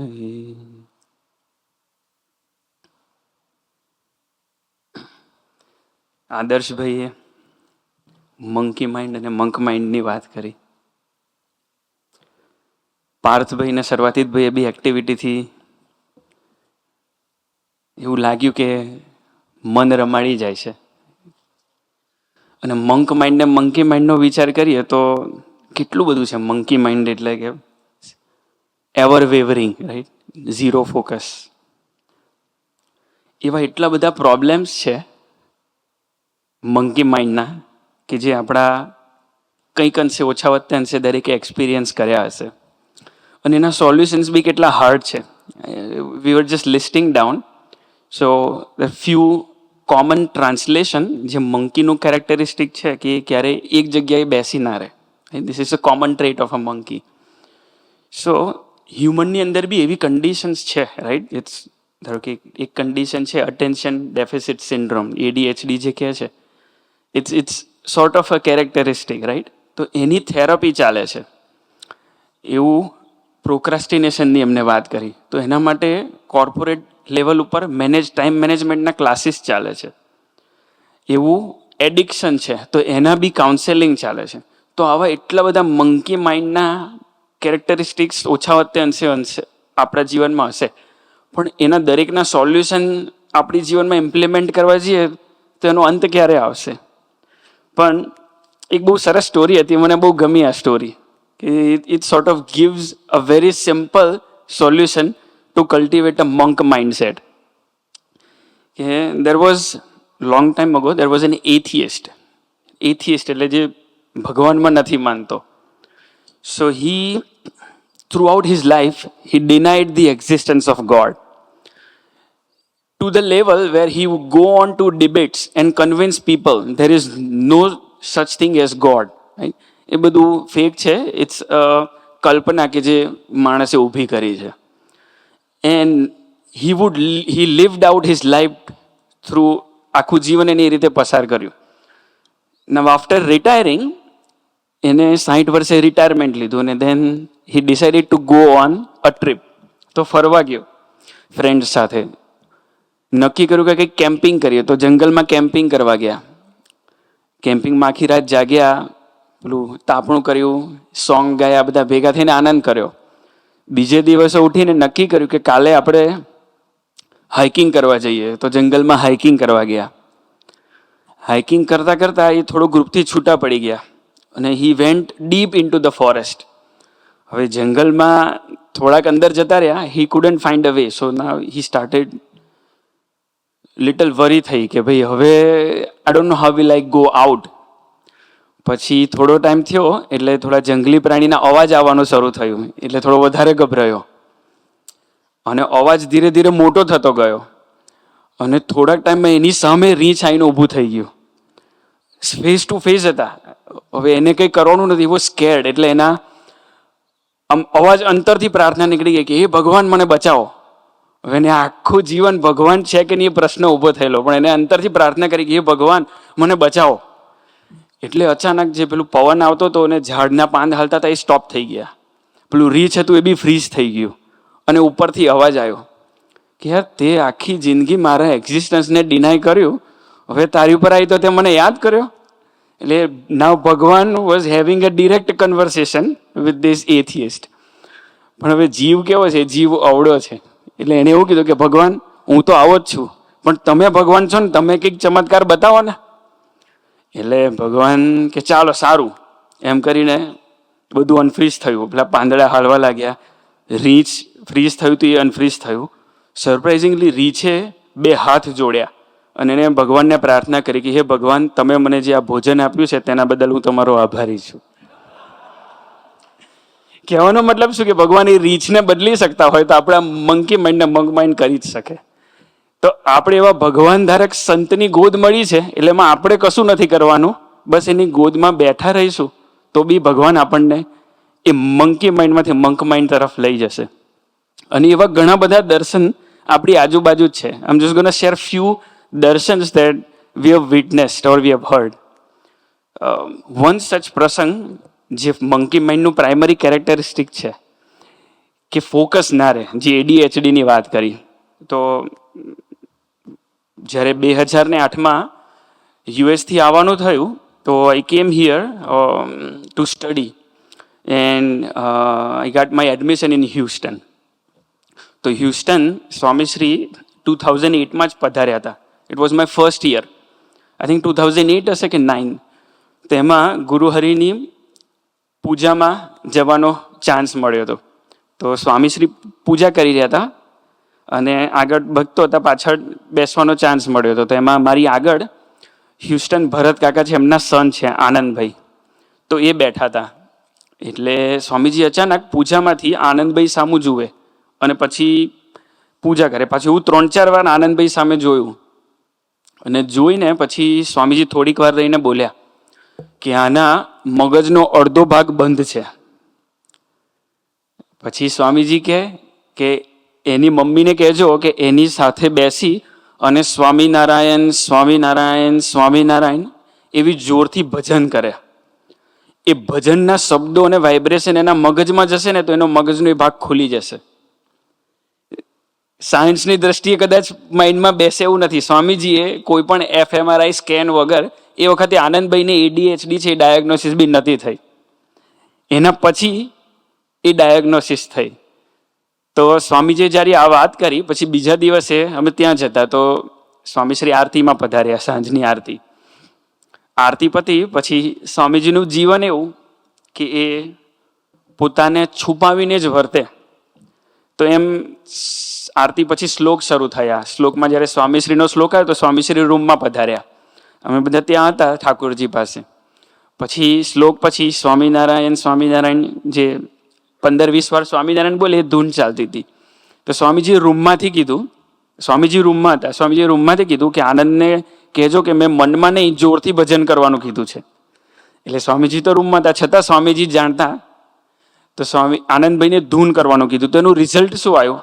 તો નેક્સ્ટ યર જ સ્વામીજી જ્યારે પધાર્યા તો આનંદભાઈના રિપોર્ટ કાર્ડની અંદર જે યુઝ્યુઅલ D's અને મેક્સિમમ C એમને જોયા હતા within a span of year, સ્વામીજીએ જે આજ્ઞા પાડી એમને પાડી, આજ્ઞા આપી એમને પાડી, તો એમને A અને B ગ્રેડ આવતા થઈ ગયા. So this is a simple example of a transition કે એક સંતના આશીર્વાદથી મંકી માઇન્ડ કે કદાચ આની ટ્રીટમેન્ટ કરીને થાકી જઈએ તો બી ફોકસ 1 વર્ષની અંદર ન થાય. કદાચ મેડિકલ સાયન્સ ટ્રીટમેન્ટ કરીને બી એ D ગ્રેડના સ્ટુડન્ટને B સુધી લાવી શકે, પણ જે ટ્રાન્સફોર્મેશન કરવું એવા પુરુષ આપણને મળ્યા છે કે મંક માઇન્ડ તરફ લઈ જશે. આવું બીજું હમણાં કંઈક રીલની વાત કરી, એમને તો બહુ 5 મિનિટ જેટલો ટાઈમ કીધેલો, રાઈટ? કેટલી 5 મિનિટ રીલ જોશે ક્વેશ્ચનમાં? કદાચ આપણે તો અવર્સ મૂકે તો બી કદાચ મારો એમાં જ નંબર લાગે રીલ્સ જોવામાં. પણ એક બહુ સરસ પ્રસંગનું દર્શન હરિશરણ સ્વામીજી શેર કર્યું હતું કે ભરૂચનો એક દીકરો છે, એમને સપનામાં સ્વામીજી અને પ્રબોધ સ્વામીજીએ દર્શન આપ્યા અને એને સ્વામીજી ખાલી દર્શન આપ્યા અને પ્રબોધ સ્વામીજીએ ગરમી ગ્રહણ કરી અને એને એવું કીધું, તું રોજનો કેટલું ઇન્ટરનેટ વાપરે છે? બ્લન્ટ ક્વેશ્ચન સપનામાં આવો પૂછ્યો. એટલે છોકરો થોડો ગભરાઈ ગયો. એ કે પ્રબોધ સ્વામીજી મારો આમ રોજનું 4 GB ઇન્ડિયામાં રોજની લિમિટ પ્રમાણેનો પ્લાન છે, અહીં જેવું નથી, રાઈટ? કે you can buy whatever you want, 1 GB, 2 GB, 5 GB. So એનો રોજનો 4 GB નો પ્લાન હતો.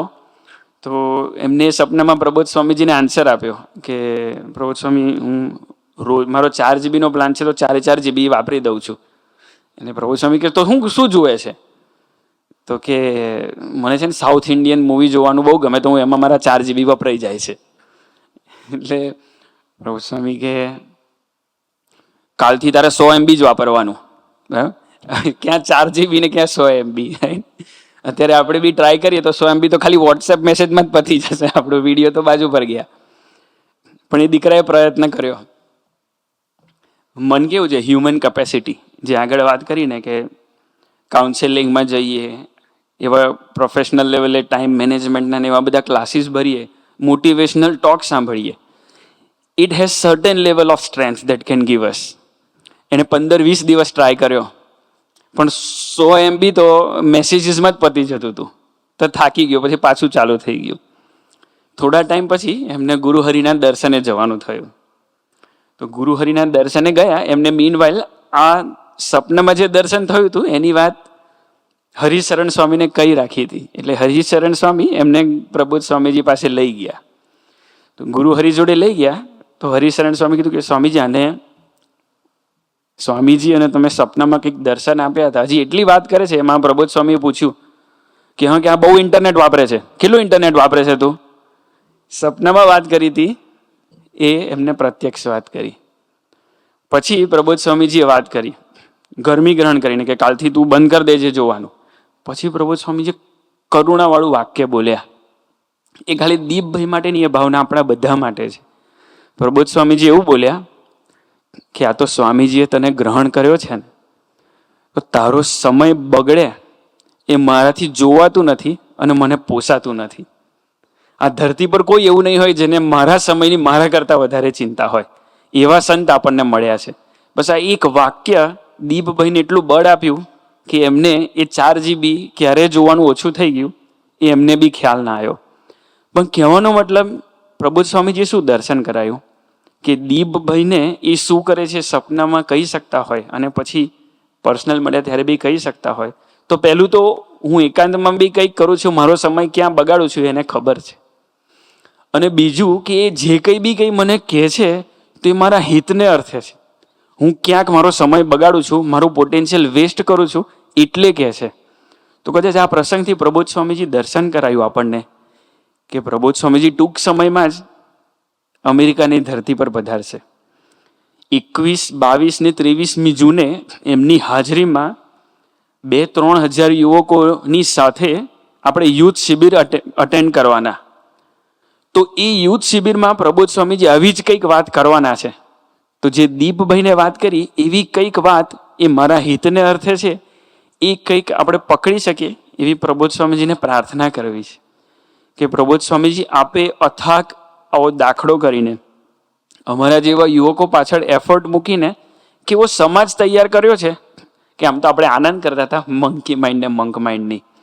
પણ આજે પ્રબોધ સ્વામીજીએ 5મા-6ઠા ધોરણમાં ભણતા છોકરાઓમાં બી મંક માઇન્ડસેટ ઇન્સ્ટોલ કર્યું છે. એનું દર્શન ગયા વર્ષે એવીડી રહેવાનું થયું હતું. એક યુનિક તક આપી હતી ગુરુહરિએ, તો ત્યાં ઘણા ભક્તોનું દર્શન થયું. તો એક એવું યુનિક દર્શન હતું કે એવીએમમાં ભણતા 6ઠ્ઠા ધોરણના એક દીકરા ગુરુહરિના દર્શને આવ્યા. એમના રૂમમેટ્સ હતા, એ લોકો 5 જણ સાથે રહે. તો એ 5 જણે ભેગા થઈને પ્રબોધ સ્વામીજીને પત્ર લખ્યો હતો. આજના જમાનામાં પત્ર લખવાનો વિચાર આવી જ મોટી વાત છે. બાકી તો વોટ્સએપની બહાર પત્ર તો કોન્સેપ્ટ કદાચ આજની જનરેશનને ખ્યાલ બી નહીં હોય, રાઈટ? પણ એમને પત્ર લખ્યો, 6ઠ્ઠા ધોરણમાં ભણતો દીકરો. એને પત્ર કેવો લખ્યો આ ખાલી વાંચીએ તો મંક માઇન્ડસેટ બી કદાચ નાનું પડે એવા એમને પત્ર લખ્યો છે. ખાલી એમના પ્રશ્નો, એમને પ્રબોધ સ્વામીજીને 5 પ્રશ્નો પૂછ્યા છે. પ્રબોધ સ્વામી 5 પ્રશ્નો પૂછ્યા. કહેવાનો મતલબ કે આપણે કશું નથી કરવાનું, આપણને ગુરુહરિ મળ્યા છે અને એવા મંક માઇન્ડેડ લોકોની વચ્ચે બેઠા છે એટલું જ કરવાનું છે, બાકી બધું કામ ગુરુહરિ કરવાના છે. તો એ 6ઠ્ઠા ધોરણમાં ભણતા દીકરાએ પ્રશ્ન પૂછ્યો છે કે તમે ઘણીવાર બધો બહુ વિરોધ હોય તો એ વિરોધમાં તમે આટલા શાંત કઈ રીતે રહી શકો છો? પહેલો પ્રશ્ન. બીજો પ્રશ્ન, તમે કોઈનો અભાવ નથી લેતા, ભલે એ નાનો હોય કે મોટો, તો તમે એ અભાવ કેવી રીતે નથી લઈ શકતા? ત્રીજો પ્રશ્ન કે ભક્તિભાવથી સેવાને પ્રાર્થના કેવી રીતે કરી શકીએ? અમારે તમારા જેવા સુહૃદ ભાવ પ્રગટાવો હોય તો અમારે શું કરવાનું? આ પ્રશ્નો છે એ કદાચ સત્સંગના 15 વર્ષ પછી બી હું સાઈડમાં કોર્નરમાં બેસીને વિચારું તો મને એવું મન થયું છે પ્રબોધ સ્વામીજીને પૂછવાનું. 6ઠ્ઠા ધોરણના દીકરાઓ આ પ્રશ્નો પૂછે છે પ્રબોધ સ્વામીજીને. તો પ્રબોધ સ્વામીજી એટલો સુંદર જવાબ આપ્યો. પ્રબોધ સ્વામીજી કે એમના પ્રાદેશિક સંત ત્યાં સેવા કરે છે સુરત સ્વામીજી. પ્રબોધ સ્વામીજી પહેલા કે તમે આ ચિઠ્ઠી છે ને એ સુરત સ્વામીજી તમારે ત્યાં આવે ને એટલે તમે સુરત સ્વામીને આપજો, સુરત સ્વામીજી તમને જવાબ આપશે. એમની રીતિ છે. ક્યાંક છુપાઈને સેવા કરવી પ્રબોધ સ્વામીજીનું જીવન છે. પણ દીકરાને બી સંતો જોડે મૈત્રી હતી તો એક સંતે દીકરાને કાનમાં કીધું કે તું પ્રબોધ સ્વામીજીને એવું કે પ્રબોધ સ્વામીજી સુરત સ્વામી ક્યારે આવે અને આવે ને પેલા ચિઠ્ઠી ખોવાઈ ગઈ તો મને કેમનો જવાબ મળે, તમે જ મને જવાબ આપો. એટલે દીકરાને આવું કીધું. એટલે પછી દીકરાએ પ્રબોધ સ્વામીજીને કીધું. તો પ્રબોધ સ્વામીજીએ તરત વાત કરી. પ્રબોધ સ્વામીજી કે એક સુરત સ્વામીજી જોડે જો મિત્રતા હશે ને તો બધા જ પ્રશ્નો પૂરા થઈ જશે. એટલે કહેવાનો મતલબ કે આપણી જોડે બી એવા ભગવદી પાત્રો છે, આપણી જોડે બી એવા લીડર્સ છે અને આપણી જોડે બી એવા ભક્તો છે કે જે એવા મંક માઇન્ડસેટથી જીવે જ છે. બસ ખાલી એમની જોડે મિત્રતા હશે અને એમના જીવનમાંથી પ્રેરણા મળતી રહેશે તો બી આપણું મંક માઇન્ડસેટ થઈ જશે. તો આવા ઘણા દર્શન આપણે ભક્તોમાં જોવા મળે. એક બહુ સરસ દર્શન હતું કે એક કિશનજીનો પ્રસંગ સાંભળ્યો હતો. કિશનજીએ જાતે શેર કર્યો હતો કે એ પ્રસંગ એમને પોતે વિટનેસ કર્યો હતો અને એમનું જે દર્શન હતું કે કેવી દ્રષ્ટિથી સમાજમાં રહેવું. તો કિશનજીએ શેર કર્યો હતો કે એકવાર કેનેડા શિબિરમાં એમને જવાનું થયું હતું. તો શિબિરમાં ગયા અને સવારના પહોરમાં વહેલી સવારે સ્વામીજીએ કિશનજીને યાદ કર્યા એટલે મેસેજ પાસ થયો. કિશનજી જયંતિ બાપાને બધા સાથે હતા રૂમમાં અને કિશનજી આઈ થિંક એ ફ્રેશ થતા હતા અને એટલામાં મેસેજ આવ્યો કે સ્વામીજી યાદ કરે છે. એટલે આપણું માઇન્ડસેટ કેવું હોય કે સ્વામીજી યાદ કરે છે, ચલો જલ્દી જલ્દી એમને કહી દઈએ, હવે નીકળી જાય. પણ એક મહિમાનો વિચાર, મંક માઇન્ડસેટ કેવું હોય તો જયંતિ બાપા સાથે હતા, એક મહિમા વાળી દ્રષ્ટિથી જીવે. તો એમને શું કર્યું કે કિશનજી હમણાં બહાર આવશે તો એમને એમની પૂજા પાથરી, ઠાકોરજીની બધી મૂર્તિ તૈયાર કરી અને કિશનજી આવે ને એમને સમય ન બગડે એટલે પૂજા તૈયાર રાખી. એટલે કિશનજી આવીને પૂજામાં બિરાજમાન થાય, પૂજા કરીને તરત જતા રહે. એટલે આ જે મહિમાવાળી દ્રષ્ટિ છે એ કિશનજી એક આ વાત એમને જે દર્શન કર્યું હતું મહિમાનું કે ભક્તો કેટલા મહિમાથી જીવે છે એ દર્શન એમને શેર કર્યું. તો પ્રસંગ મેં બી સાંભળ્યો હતો. પણ જે મંક માઇન્ડસેટથી જીવતો હોય કે આજુબાજુના ભક્તો બી મંક માઇન્ડસેટથી જીવે છે ને એમાંથી મને પ્રેરણા મળે છે એવું જીવતા હોય તો જીવન કેવું થાય. તો લાસ્ટ યર અમે બધા ભેગા થઈ અને ગુરુહરિનું વિચરણ હતું. તો ગુરુહરિના દર્શને અહીંથી બેન્સેલમ જવાનું હતું. તો અને થોડાક ભક્તો રાત્રે જતા રહેલા અને જોબ ને બધું હતું એટલે અમારે સવારે જવાનું હતું. એટલે પૂજામાં પહોંચવાનું હતું એટલે સવારના અહીંથી નીકળવાનું એટલે પોણા બે કલાક જેટલો સમય છે એટલે ખાસું વહેલા નીકળવું પડે, રાઈટ. એટલે બધા વહેલા તૈયાર થઈ ગયા અને ગાડીમાં બેઠા. એક ભગતને થોડું મોડું થયું ઉઠવામાં અને એમાં ઘરમાં બાથરૂમ ઓછા એટલે થોડીક વાર લાગી. એટલે હું બધા બેસી ગયા ને આયા નહીં એટલે હું ગયો બોલાવા. તો મેં જઈને જોયું તો બાથરૂમમાં હતા. એટલે પછી મેં કીધું આ તો હજી બહાર નીકળશે ક્યારે, પૂજા ક્યારે કરશે, આપણે જઈશું ક્યારે, ત્યાં સુધી તો પૂજા બી પતી ગઈ હશે. એટલે સાધુશીલભાઈ ઘરમાં હતા. એટલે સાધુશીલભાઈને મેં કીધું ભાઈ બહાર નીકળે એટલે તમે એવું કહી દેજો કે ગાડીમાં બેસી જાય, આપણે નીકળી જઈએ. પણ ભક્તો કેવા છે, સાધુશીલભાઈ મને કે નહીં તો બીજું એક વસ્તુ આપણે એવું કરી શકીએ કે આપણે એ બહાર આવે છે ને એમને પૂજા કરવાની છે તો પૂજા પાથરી દઈએ તો એ પૂજા કરી લે તો એમનો એટલો સમય બચી જાય. પણ જો મંક માઇન્ડેડ ભક્તોના જીવન તરફ નજર હશે અને એવું કંઈક ભજન કરીને પ્રાર્થના કરી હશે તો એવું પ્રબોધ સ્વામીજી આપણને ગિફ્ટમાં મંક માઇન્ડ આપશે. અને આવું ઘણું બધું દર્શન આપણા સરાઉન્ડિંગ ભક્તોમાં જ છે કે આપણે એકચ્યુઅલી તો મંક માઇન્ડેડ ભક્તોની વચ્ચે જ બેઠા છે. કે ગુરુહરિનું આવું એક દર્શન છે કે પ્રબોધ સ્વામીજી નિરંતર કોઈ પણ વસ્તુ કરે તો એમાં ઠાકોરજીનું અનુસંધાન એમના જીવનમાં સહજ હોય અને ભક્તોના ખૂબ મહિમાથી જીવે, ખૂબ મહિમા સમજીને જીવે, કે ભક્તોમાં સ્વામીજી રહીને જ કામ કરે છે, એ મહિમાથી જીવે, એ મહિમાથી જ દર્શન કરે. તો ગુરુહરિ કેનેડામાં જ્યારે સેવા કરતા ત્યારે વિચરણમાં જતા હતા ગાડીમાં. તો આમ તો ગુરુહરિને કંઈ બી અર્પણ કરો તો મેક શ્યોર કરે કે ઠાકોરજીને અર્પણ કરો, પછી જ ધરાવી બધાએ દર્શન કર્યું હશે. તો હવે ગાડીમાં જતા હતા અને ગુરુહરિને ડ્રાયફ્રૂટ આપ્યા. ગાડીમાં તો ઠાકોરજીની મૂર્તિ નથી એ વખતે, એટલે ગુરુહરિ એમ ડ્રાયફ્રૂટ આપે એ લીધા. પછી જે ગાડી ચલાવતા હતા એને એમ ધર્યું, જાણે ઠાકોરજીને ધરતા હોય એ રીતના એ ધર્યું અને પછી જમ્યા. પણ આ ગુરુ હરિનો જે સંબંધનો મહિમા છે, જે મહિમા મંક માઇન્ડ શું, તો કે જ્યાં જુએ ત્યાં તું રામજી જુએ, આજુબાજુના ભક્તોમાં બી ભગવાન કામ કરી રહ્યા છે વિચારથી જીવવું. તો એ ગુરુ હરિના જીવન તરફ નજર હતી. તો સર્વનિવાસ સ્વામી અને સર્વનવન સ્વામી વિચરણમાં એમની સેવામાં હર્ષભાઈ હતા સાથે.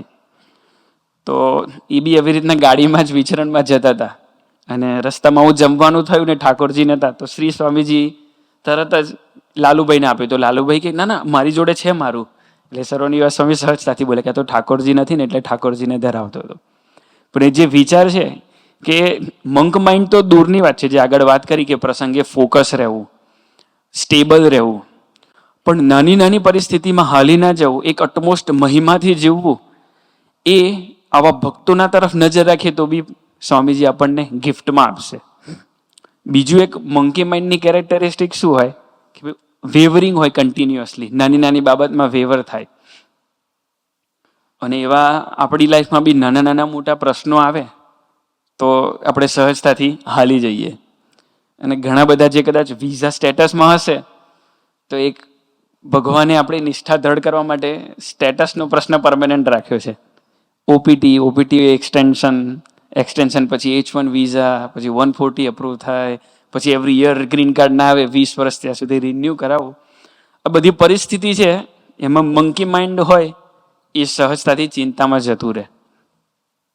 પછી સ્વામીજીએ કેવા સમાજનું સર્જન કર્યું છે, એવા ભક્તો બી છે આપણી જોડે કે જે આ પરિસ્થિતિમાં બી સ્ટેબલ અને આનંદમાં રહી શકે. સ્ટેબલ રહે તો નાની વાત છે. તો હમણાં સર્વાતીતભાઈ વાત કરતા હતા, આપણને ગેમ રમાડી. તો સર્વાતીતભાઈની જ એક પ્રસંગ જાણવામાં આવ્યો હતો કે એ માસ્ટર્સ કરતા હતા. 2 વર્ષનો યુઝ્યુઅલી માસ્ટર્સનો પ્રોગ્રામ હોય, પણ એમનો થોડો ક્રેડિટ્સ વધારે હતી એટલે એમને એક સેમિસ્ટર એક્સટેન્ડ કરવાનું થયું. તો એ એક્સટેન્ડ કરવા માટે એમને એક નવું એપ્લિકેશન કરવી પડે અને USCISમાંથી અપ્લાય કરીને કહેવું પડે કે મારો પ્રોગ્રામ એ 24 મંથ્સની જગ્યાએ એ બીજા 6 મહિના એક્સટેન્ડ કરવાનો છે. હવે એ યુનિવર્સિટીથી એ કમ્યુનિકેટ નહોતું થયું, એટલે સર્વાતીતભાઈને આનો કોઈ ખ્યાલ જ નહીં. DSOએ એમને નોટિફાઈ કર્યું જ નહોતું, એટલે એમને ખ્યાલ નહીં, લાઈફ વોઝ નોર્મલ. પછી એમને લાઇસન્સ માટે કંઈક I-20 લેવા જવાનું થયું. તો I-20 લેવા ગયા તો એમને ઇન્ટરનેશનલ ઓફિસમાં યુઝ્યુઅલી I-20 પિકઅપ જ કરવાનું હોય, પણ એમને મેસેજ આવ્યો કે તમે મને પર્સનલી મળવા આવજો. તો એ મળવા ગયા. તમને ખબર છે તમારી જોડે શું થયું? તો કે ના. તો કે તમે એકચ્યુઅલી સ્ટેટસમાં જ નથી. છેલ્લા 2 મહિના થયા તમારું status, you are out of status because you should have applied for this form that we have already communicated. એટલે સર્વાતીતભાઈ કે I never get any email. એટલે એ કે હવે શું કરીએ? એટલે સર્વાતીતભાઈ કે there is nothing you can do, you are out of status, તો તમારે કન્ટ્રી છોડવી પડે. એટલે સર્વાતીતભાઈ કે તો what is other option? એટલે એ કે there is only one option that we have is we can apply for reinstatement. તો reinstatement માટે અપ્લાય કરો. તો એમને એવું કીધું કે હજી સુધી મારા 23 યરની કરિયરમાં મેં જોયું નથી, મેં 5 કેસ આવા અપ્લાય કર્યા છે ને એવું એક એક્સેપ્ટ નહોતું થયું. એટલે સર્વાતીતભાઈ કીધું કોઈ ઓપ્શન નથી, એટલે શું કરીએ, તમે અપ્લાય કરો. અપ્લાય કર્યું. નવ એકવાર શાંતિથી કોર્નરમાં બેસીને વિચારવા જેવી વસ્તુ છે કે આપણે માઇન્ડસેટમાં હોય કે આપણે આવ્યા 2 વર્ષ પત્યા માસ્ટર્સના, ઇન્ડિયાથી આવ્યા છે તો લોન લઈને આવ્યા હશે, ફીસ બી એટલી ઇન્ટરનેશનલ સ્ટુડન્ટની વધારે છે, તમે ઇન્વેસ્ટમેન્ટ કર્યું. Now the time comes when you can repay your loan, when you can get your interest. તમે તમારી ઇન્કમ હવે કરી શકશો, એ પરિસ્થિતિમાં તમારે પાછા જવાનું છે. તો it's a complete loss situation. પણ એ પરિસ્થિતિમાં એમને વાત કરી, પણ એમને મિત્રતા હતી કિશનજી સાથે. તો ભગવદીનું વર્કિંગ કેવું છે અને કેવા માઇન્ડસેટમાં લઈ જવા માંગે છે. તમને આવું કોઈ પૂછે તો શું જવાબ આપીએ આપણે કે આવું થયું છે, શું કરવું? What can be hour answer? શું આન્સર હોઈ શકે? કશું આપણા હાથમાં છે જ નહીં. જે કરવાનું છે USCIS કરવાનું છે, રાઈટ? શું જવાબ આપ્યો? પણ કિશનજીએ કેવો જવાબ આપ્યો? કિશનજી કે એક કામ કરો, બહુ ચિંતા નહીં કરતા, આપણે એક કામ કરો, હમણાં બધા જેટલા તમે સાથે રહો છો, આપણા દીકરાઓ બધા ભેગા થઈને ફ્લોરિડા ફરી આવો. આવું કોઈ કહેનારું બી મળે, પહેલું તો કહેનારું જ ના મળે. એને કેટલો વિશ્વાસ હશે ભગવાનમાં કે ચિંતા નહીં કરતા, તમે હમણાં ફરી આવો ફ્લોરિડા. આવું કહેનારું બી મળે તો હું જઈ શકું ફ્લોરિડા, અને ફ્લોરિડા જઈને હું કી વેસ્ટમાં હોઉં તો મને આનંદ આવે ખરો? પણ એ પરિસ્થિતિમાં બી સર્વાતીતભાઈને બી એવો વિશ્વાસ હશે સામે, તો એ ફ્લોરિડા ગયા, આનંદ કર્યો, આયા બી ખરા. એના 8 મહિને એમનું રીસ્ટેટમેન્ટ થયું. પણ પોઈન્ટ કેવો છે કે થઈ ગયું એ તો એની સુપ્રીમસી છે જ, પણ એનાથી મોટી સુપ્રીમસી એ છે કે જે મંક માઇન્ડ છે, કે યુઝ્યુઅલી કોઈ બી હારી જાય, સામાન્ય H1 પર જોબ જાય તો કેટલું સ્ટ્રેસ હોય, પણ એ પરિસ્થિતિમાં આનંદમાં રહેવું, સાથેના આજુબાજુ લોકોને જણાવવા બી ન દેવું, એ that is something that Prabodh Swamiji and Swamiji here to give us. કે જીવનમાં ફોકસ રહે, સ્ટેબિલિટી રહે, એ છે, પણ મહિમાથી જીવાય. જીવનના અંતે નિરંતર સુખ, શાંતિ ને આનંદની અનુભૂતિ થાય. અને એવા મંક માઇન્ડસેટથી, એવા મહિમાધારક દ્રષ્ટિથી આપણાથી જીવાય, એવા કોઈક માઇન્ડસેટમાં ગુરુહરિ આપણને બક્ષિસમાં લઈ જવાના છે. 2 જ વસ્તુ કરવાની છે. એક એમને તરફથી જે આવે છે નાની મોટી આજ્ઞા, જેના ફળ સ્વરૂપે આશીર્વાદ મળે, અને બીજું આવા ભક્તો કે આપણી જોડે જ છે, બસ એમના જીવન તરફ નાની નાની આવી એમના ગુણોનું જે દર્શન પ્રબોધ સ્વામીજી એમનામાં રહીને આપણને કરાવે છે, બસ એ તરફ નજર રાખી અને સ્વામીજીને, પ્રબોધ સ્વામીજીને પ્રાર્થના કરીએ કે તમે સર્વાતીતભાઈને આવી સ્ટેબિલિટી આપી, તમે શ્રી સ્વામીને આવો મહિમાવાળી દ્રષ્ટિ આપી, તમે સાધુશીલભાઈને આવી ગુણગ્રાહકને મહિમાવાળી દ્રષ્ટિ આપી, તો તમે એમને આપશો તો અમને બી આપશો જ. બસ અમે તમને આવી દ્રષ્ટિ જ્યારે અમને આપ દેખાડો, એ સમયે આપને પ્રાર્થના કરી અને ભજન સહિત માંગી શકીએ એવું બળ, બુદ્ધિને શક્તિ આપો. એ જ પ્રાર્થના સહજાનંદ સ્વામી મહારાજ.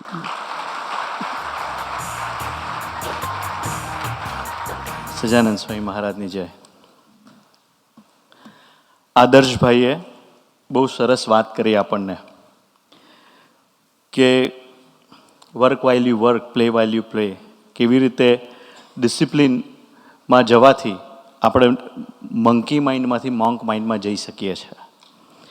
હર્ષભાઈએ બી આપણને બહુ સરસ વાત કરી કે એવા કોઈ પ્રગટ સંતની ગોદ મળે તો મંકી માઇન્ડમાંથી મોંક માઇન્ડમાં જવાય. But let me share you a story of a youth, કે આપણા વચ્ચે જ છે, પણ 2011-12થી એમના સાથે રહી અને એમના જીવનના ટ્રાન્ઝિશનને માણવાનું અને દર્શન કરવાનું સૌભાગ્ય પ્રાપ્ત થયું. એડિસનમાં એક દીકરો 2011-12માં એ પરિચયમાં આવ્યો. બહુ નાની ઉંમર, એકદમ તોફાની, એટલું બધું તોફાન કરે, લાઈફ એવું. અને અમને બધાને એટલો સરસ કોન્ફિડન્સ હતો કે આ દીકરો જે છે એ હવે 2-4 વીક સભામાં આવશે ને પછી ક્યારેય બી સત્સંગમાં આવશે નહીં. આ દીકરા સાથે 3 દીકરાઓ બીજા સભામાં આવ્યા હતા. તો આ દીકરો અને બીજા 2 દીકરા, તો અમે એ પ્રયત્ન કરીએ કે એ બીજા 2 દીકરા છે ને આ દીકરા સાથે મળે નહીં તો ઓલા જે 2 દીકરા બહુ સિન્સિયરલી સત્સંગ કરતા હતા એને આ દીકરો સત્સંગમાંથી પાડી દેશે, એવું અમને ઓલું લાગતું હતું એમ. પણ જર્ની આગળ વધે છે. એ દીકરાનું નામ મિતભાઈ પટેલ. ઘણા બધા આપણામાંથી એમને ઓળખીએ છીએ. એક એવી પરિસ્થિતિ કે ક્યારે, અને એમના કનેક્શન એટલા બધા કે એમને હંમેશા એક્ઝામમાં છે ને ફૂલ ગ્રેડ્સ આવે, ફૂલ ગ્રેડ્સ. એક્ઝામના આગલા દિવસે એના હાથમાં એક્ઝામનું પેપર હોય અને નેક્સ્ટ ડે જઈ અને પેપરને અસાઇનમેન્ટ સબમિટ કરીને ફૂલ ગ્રેડ્સ લેવાના અને બિંદાસ ફરવાનું. આખા એકેડેમિક યર એમને એમ પસાર થાય, બીજું કંઈ નહીં કરવાનું. મેકડોનલ્ડ્સમાં અને બધે ટાકો બેલમાં ને બધે જોબ કરવાની અને જેટલા બી પૈસા આવે એમાં આનંદ કરવાનો, બસ આટલું જ એનું લાઈફ એમ. ધીમે ધીમે 2 સભા ભરી, 3 સભા ભરી, ધીમે ધીમે ધીમે દીકરો રેગ્યુલર થયો. 2012-13માં ડાન્સના ગ્રુપમાં જોડાયો. ડાન્સના ગ્રુપમાં બધા છોકરાઓ હોય સાથે ભેગા થઈને મસ્તી કરવાની, આનંદ કરવાનો, એ જ, બીજું કંઈ ઓલું જ નહીં એમ. લાઈફનું કોઈ દિશા નહીં, કોઈ ડેસ્ટિનેશન નહીં.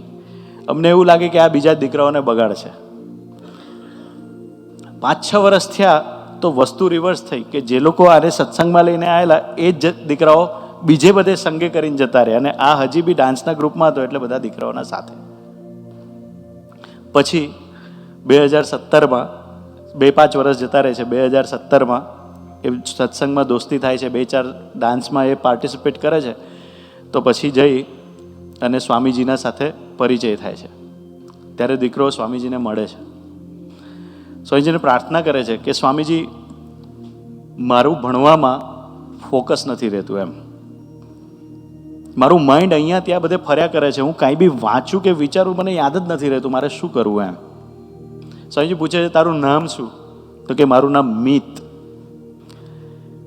પછી કે ના ના ના ના, આપણે તારું નામ બદલી નાખવું પડે. હવે ફોકસ નથી રહેતું અને નામ અને it's kind of it's not a numerology ને એ બધું કંઈ સ્વામીજી એલા ભવિષ્ય ને એવું બધું નહીં, હાથ વાત જોનારા નહોતા. સ્વામીજી તો બધું જ દેનારા પુરુષ.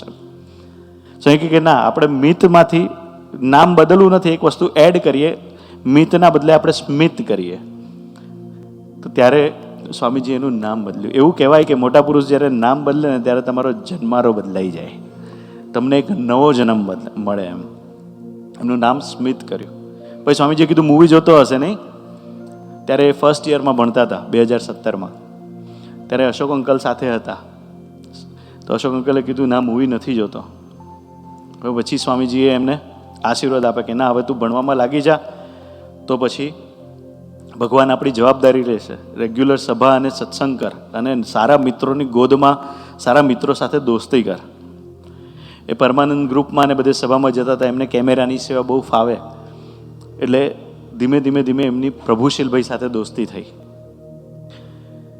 જેવી પ્રભુશીલ સાથે ભાઈ સાથે દોસ્તી થઈ તો એમના જીવનમાં એમને 2 વસ્તુ શીખવા મળી. પહેલું કે ત્યાગ. ત્યાગ એટલે પ્રભુશીલભાઈ એક અમારા એવા મિત્ર છે, અમારા સહિષ્ણુ સેવક છે. એમનું જીવન એવું છે કે એમના જીવનમાં કોઈ બી એક્સ્ટ્રા વસ્તુ જોવા ના મળે. સ્વામીજીએ અને પ્રબોધ સ્વામીજીએ જે આપણને શીખવાડ્યું છે અને મહારાજે શિક્ષાપત્રી અને વચનામૃતમાં લખ્યું છે એ એવા જ બધા પ્રથમ 16-18 પ્રમાણેના નિયમો પાડીને જીવતા હોય. તો એમના સાથે દોસ્તી થઈ તો એમને જીવનમાં ખબર પડી કે યાર કેવી રીતે ડિસિપ્લિન સાથે જીવવું પડે. તો એ ડિસિપ્લિન સાથે એમના સંગે કરીને એમના જીવનમાં થોડું થોડું ડિસિપ્લિન આવવા લાગ્યું. એ સેવામાં નિમિત્ત બનવા લાગ્યા. અહીંયા મંદિરે કન્સ્ટ્રક્શનની સેવા થતી હતી ત્યારે બી સેવામાં આવીને કન્સ્ટ્રક્શનની સેવા કરે. ધીમે ધીમે થોડું ફોકસ ગેઇન થતું રહ્યું, પણ છતાં બી એ બુદ્ધિ ઉપર કોઈ પથ્થર મૂક્યો હોય એવું લાગે કે ભણવા બેસે તો બુદ્ધિ ચાલે નહીં, કશું યાદ ના રહે. બાકી બધામાં ક્રિએટિવ હોય, ડાન્સ હોય, મેનેજમેન્ટ હોય, બધામાં બધું જ કરી શકે, પણ બાકી ભણવામાં કે કરિયર ફિલ્ડમાં જાય તો એને કશું જ ના કરી શકે એવી એની પરિસ્થિતિ હતી. હવે તો સત્સંગમાં બી એને 7-8 વર્ષ થઈ ગયા, તો આગળ કરવાનું શું? પછી 2018-19માં કિશનજી સાથે બેસવાનું થયું અને એમની ગ્રેજ્યુએશનની ફાઇનલ એક્ઝામ હતી. એટલે એમને કીધું કે હવે મારે બહુ ઓનેસ્ટલી એક્ઝામ આપવી છે. તો પછી કિશનજી સાથે ખાનગી કરી. જીવનમાં એવા મિત્રો અને એવા સંતોની ગોદ હોય તો વ્યક્તિનું પરિવર્તન કેવી રીતે થાય. અને જે કિશનજીએ આ ખાનગીમાં જે વાત કરી એ વાત આપણા બધા માટે છે. અને મંકી માઇન્ડથી મોંક માઇન્ડ તરફની જે યાત્રા છે એ કિશનજીએ એમને વાત કરી, એમને નથી કરી. કિશનજીએ આપણા બધા માટે આ વાત કરી છે. તો એમને પ્રાર્થના કરી. પહેલાંનું જીવન તો આપણને બધાને ખબર પડી ગઈ કે ઘણું બધું પોઝિટિવ નહોતું, પણ ધીમે ધીમે પ્રભુશલભાઈ અને બધાનો સંગ થયો તો પોઝિટિવ થયું એમ. એમને કિશનજીને પ્રાર્થના કરી, કિશનજી 2 મહિના પછી એક્ઝામ છે. હવે 2 મહિના પછી એક્ઝામ છે, મને કશું જ નથી આવડતું, મને એવું નથી ખબર પડતી કે હું મારી લાઈફમાં કરી શું શકીશ, મારું ક્યાંય બી ફોકસ નથી રહેતું, ક્યાંય બી દિમાગ નથી લાગતું, તો મારે કરવાનું શું? તો કિશનજીએ કીધું કે 2 મહિના પછી એક્ઝામ છે, કશું નહીં આવડતું કે ના, પાછલા ગ્રેડ કે પાછલા બધા ગ્રેડ સી ડી એવા બધા જ છે અને ઘણામાં એફ બી છે, તો હવે મને ખબર નથી પડતી કે હવે મારે આગળ કરવું શું. તો પછી કિશનજીએ 2-3 વાત કરી અને આ વાત આપણે લઈ જવા જેવી છે કે જે વાત આપણા જીવનમાં સ્થિર થશે ત્યારે આપણે મોંક માઇન્ડ તરફ જઈ શકીશું. કિશનજીએ કીધું યાદ નથી રહેતું ને એટલે સૌથી પહેલાં 20 મિનિટનું ભજન કરવાનું. રોજ રાત્રે 20 મિનિટનું ભજન કરી અને સ્વામીજીને પ્રાર્થના કરવાની કે સ્વામીજી, આગળની પ્રીવિયસ લાઈફમાં પૂર્વજન્મના અમારા જે બી પ્રારબ્ધ હશે, પણ હવે અમે તમારા સાનિધ્યમાં આવ્યા છીએ તો અમને પ્રારબ્ધથી માફી આપજો. સ્વામીજીએ કે ભગવાને એ પ્રારબ્ધના ફળ સ્વરૂપે આપણી બુદ્ધિ ઉપર પથ્થર મૂક્યો હોય તો એ પથ્થર હટાવી લે ભગવાન. એના કારણે આજે બુદ્ધિનો વિકાસ નથી, આપણને યાદ નથી રહેતું, આપણે કંઈ કરી નથી શકતા, કરિયરમાં બી કંઈ નથી કરી શકતા, તો ધીમે ધીમે મહારાજ એ બુદ્ધિ ખોલશે. એટલે પહેલી આજ્ઞા 20 મિનિટ ભજન કરવાનું. બીજી આજ્ઞા કે હવે 2 મહિના રોજનું દેવું રોજ ચૂકતે કરવાનું. એટલે શું કે રોજ તમને સ્ટડી કરતા હોય તો સ્ટડીમાં જે બી હોમવર્ક આપ્યું હોય કે પાછલું જે બી હોમવર્ક હોય, એવરી ડે સૂતા પહેલાં એ હોમવર્ક પૂરું થઈ જવું જોઈએ.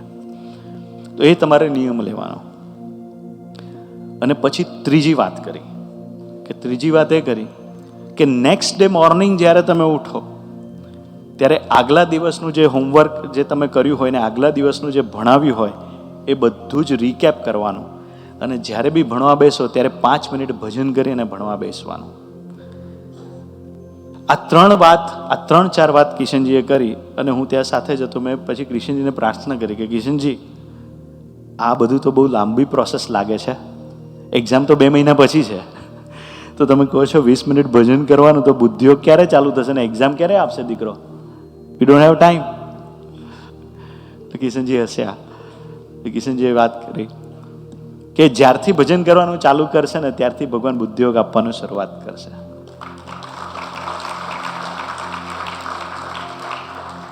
તો એ કેવી વાત છે, કેવી પ્રાપ્તિમાં આપણે બેઠા છીએ.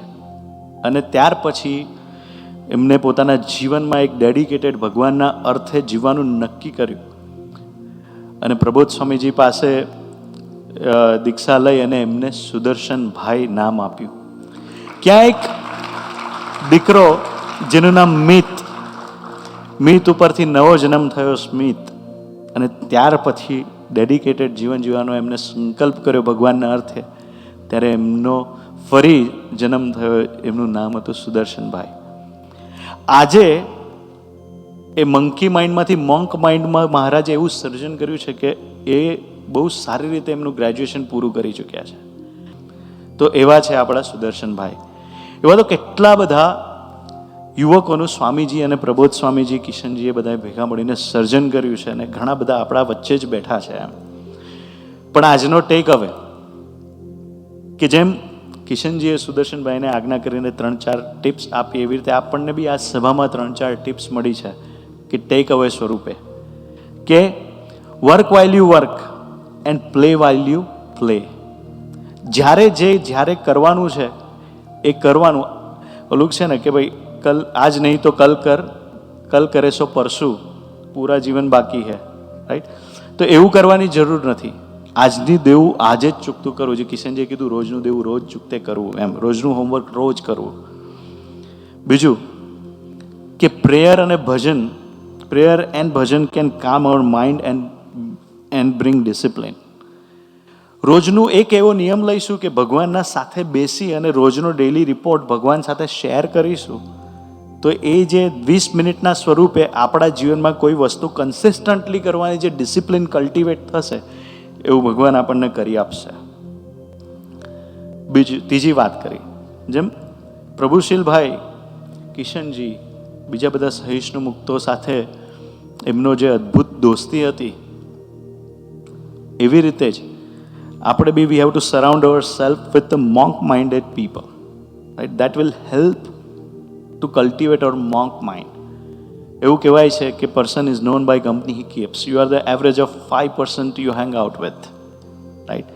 તો એમને પોતાની કંપની પસંદ કરી કે પ્રભુશીલભાઈ છે, કિશનજી છે, પૂર્વાયુભાઈ છે, એવા બધા મિત્રો સાથે એ હેંગઆઉટ થયા, એમના સાથે કંઈ ને કંઈ સેવામાં નિમિત્ત બન્યા, એમના સાથેનું ઇન્ટરેક્શન કર્યું, તો એમના અંદર જે મોંકનેસ હતી, એમના અંદર જે સ્ટેબિલિટી હતી, એમના જે અંદર જે ડિસિપ્લિન હતી, એ એમના અંદર બી આવી. એમ દીવે દીવો પ્રગટે એવી રીતે એમના જીવનમાં બી એવી ભગવાનની સારી સુવાસ પ્રગટી એમ.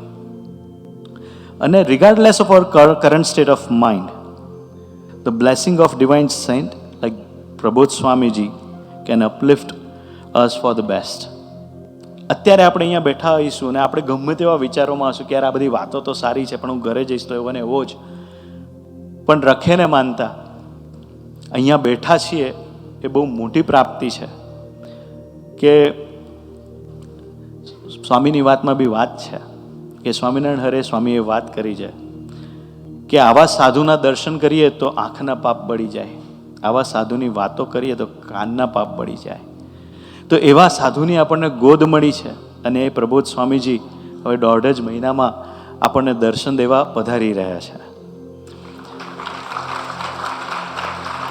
તો આવી સભાઓના જે ટેક અવેઝ છે એ 1.5 મહિના સુધી આપણે એ ટેક અવેઝને સાથે લઈ અને એ પ્રમાણે જીવવાની પ્રમાણે જીવવાની કટિબદ્ધતા સાથે જઈશું તો ખરેખર જ્યારે પ્રબોધ સ્વામીજી આવશે ને આપણે દર્શન કરીશું ત્યારે આપણને દિવ્ય કંઈક અનુભૂતિમાં મહારાજ લઈ જશે અને આપણે મંકી માઇન્ડમાંથી મોંક માઇન્ડ તરફ પ્રયાણ કરી શકીશું. તો આજની સભામાં સ્વામીજીના ચરણે પ્રાર્થના કે આપ અમને એવા મળ્યા છો અને આપ હવે એવા સમર્થ મળ્યા છો કે આપ તો જેમ સ્મિતભાઈનું જેવી રીતે પરિવર્તન કર્યું, એમને જેવી રીતે દિશા આપી, એવી રીતે અમને બી એક એવી કોક સૂઝ અને દિશા આપો. એ જ પ્રાર્થના સહજાનંદ સ્વામી મહારાજની છે.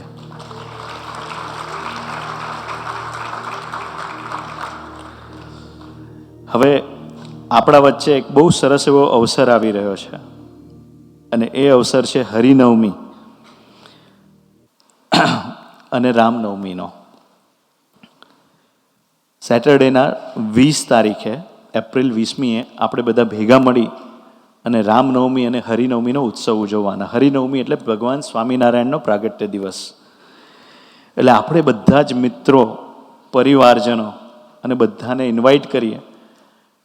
હરિનવમીનો ઉત્સવ જે છે એ બહુ યુનિક ઉત્સવ હોય છે અને વર્ષમાં આપણે એકવાર એ ઉત્સવ ભવ્યતાથી ઉજવીએ છીએ કેમ કે આપણા પ્રભુનો પ્રાગટ્ય દિવસ છે. એ વખતે એક બહુ યુનિક સભા થાય છે. આપણે સભામાં આવીએ તો પહેલાં જમવાનું હોય, જમી લઈએ, મહાપ્રસાદ પછી બહુ સરસ એવી કીર્તન સંધ્યા જેવું કીર્તનો થાય અને ત્યાર પછી આપણે 2 કલાક સુધી એક એવા ઇન્સ્પિરેશનલ ડ્રામા અને એવા સંવાદો આપણને કલ્ચરલ પ્રોગ્રામ દ્વારા આખી ટીમ આપણને એવું દર્શન કરાવે કે આપણા જીવનમાં ભગવાન રામ, ભગવાન સ્વામિનારાયણ, એમના જે વેલ્યુઝ છે આપણા જીવનમાં આવે, પરિવારમાં એકતા અને આત્મીયતાનું સર્જન થાય, એવા વેલ્યુઝ આપણા અંદર આવે, એવી આપણને કંઈક ને કંઈક શીખ એ દિવસ આપણને આપી જાય છે. અને જ્યારે આપણે એ સભા ભરીને બહાર નીકળીએ ત્યારે આપણને એક દિવ્યતાનો અનુભવ થાય કે નહીં, આવી રીતે મારે જીવવું છે અને ભગવાનના આશીર્વાદ ખરેખર મારા ઉપર છે જ અને મારા ઉપર રહેશે. તો આ એક અદ્ભુત તક છે જે 20મી એપ્રિલે આપણે બધા માણવા માટે ખરેખર પારસીપની હિલ્સ હાઈસ્કૂલમાં 5 વાગે આપણે બધા મિત્ર મંડળ અને પરિવાર સહિત પધારીએ એવી પ્રાર્થના.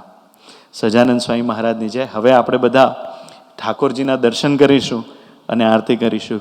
જે બી મુક્તોનો પ્રાગટ્ય દિવસ હોય અને જે બી સભામાં પ્રથમવાર પધાર્યા હોય બધાને પ્રાર્થના કે આરતી માટે જોડાય.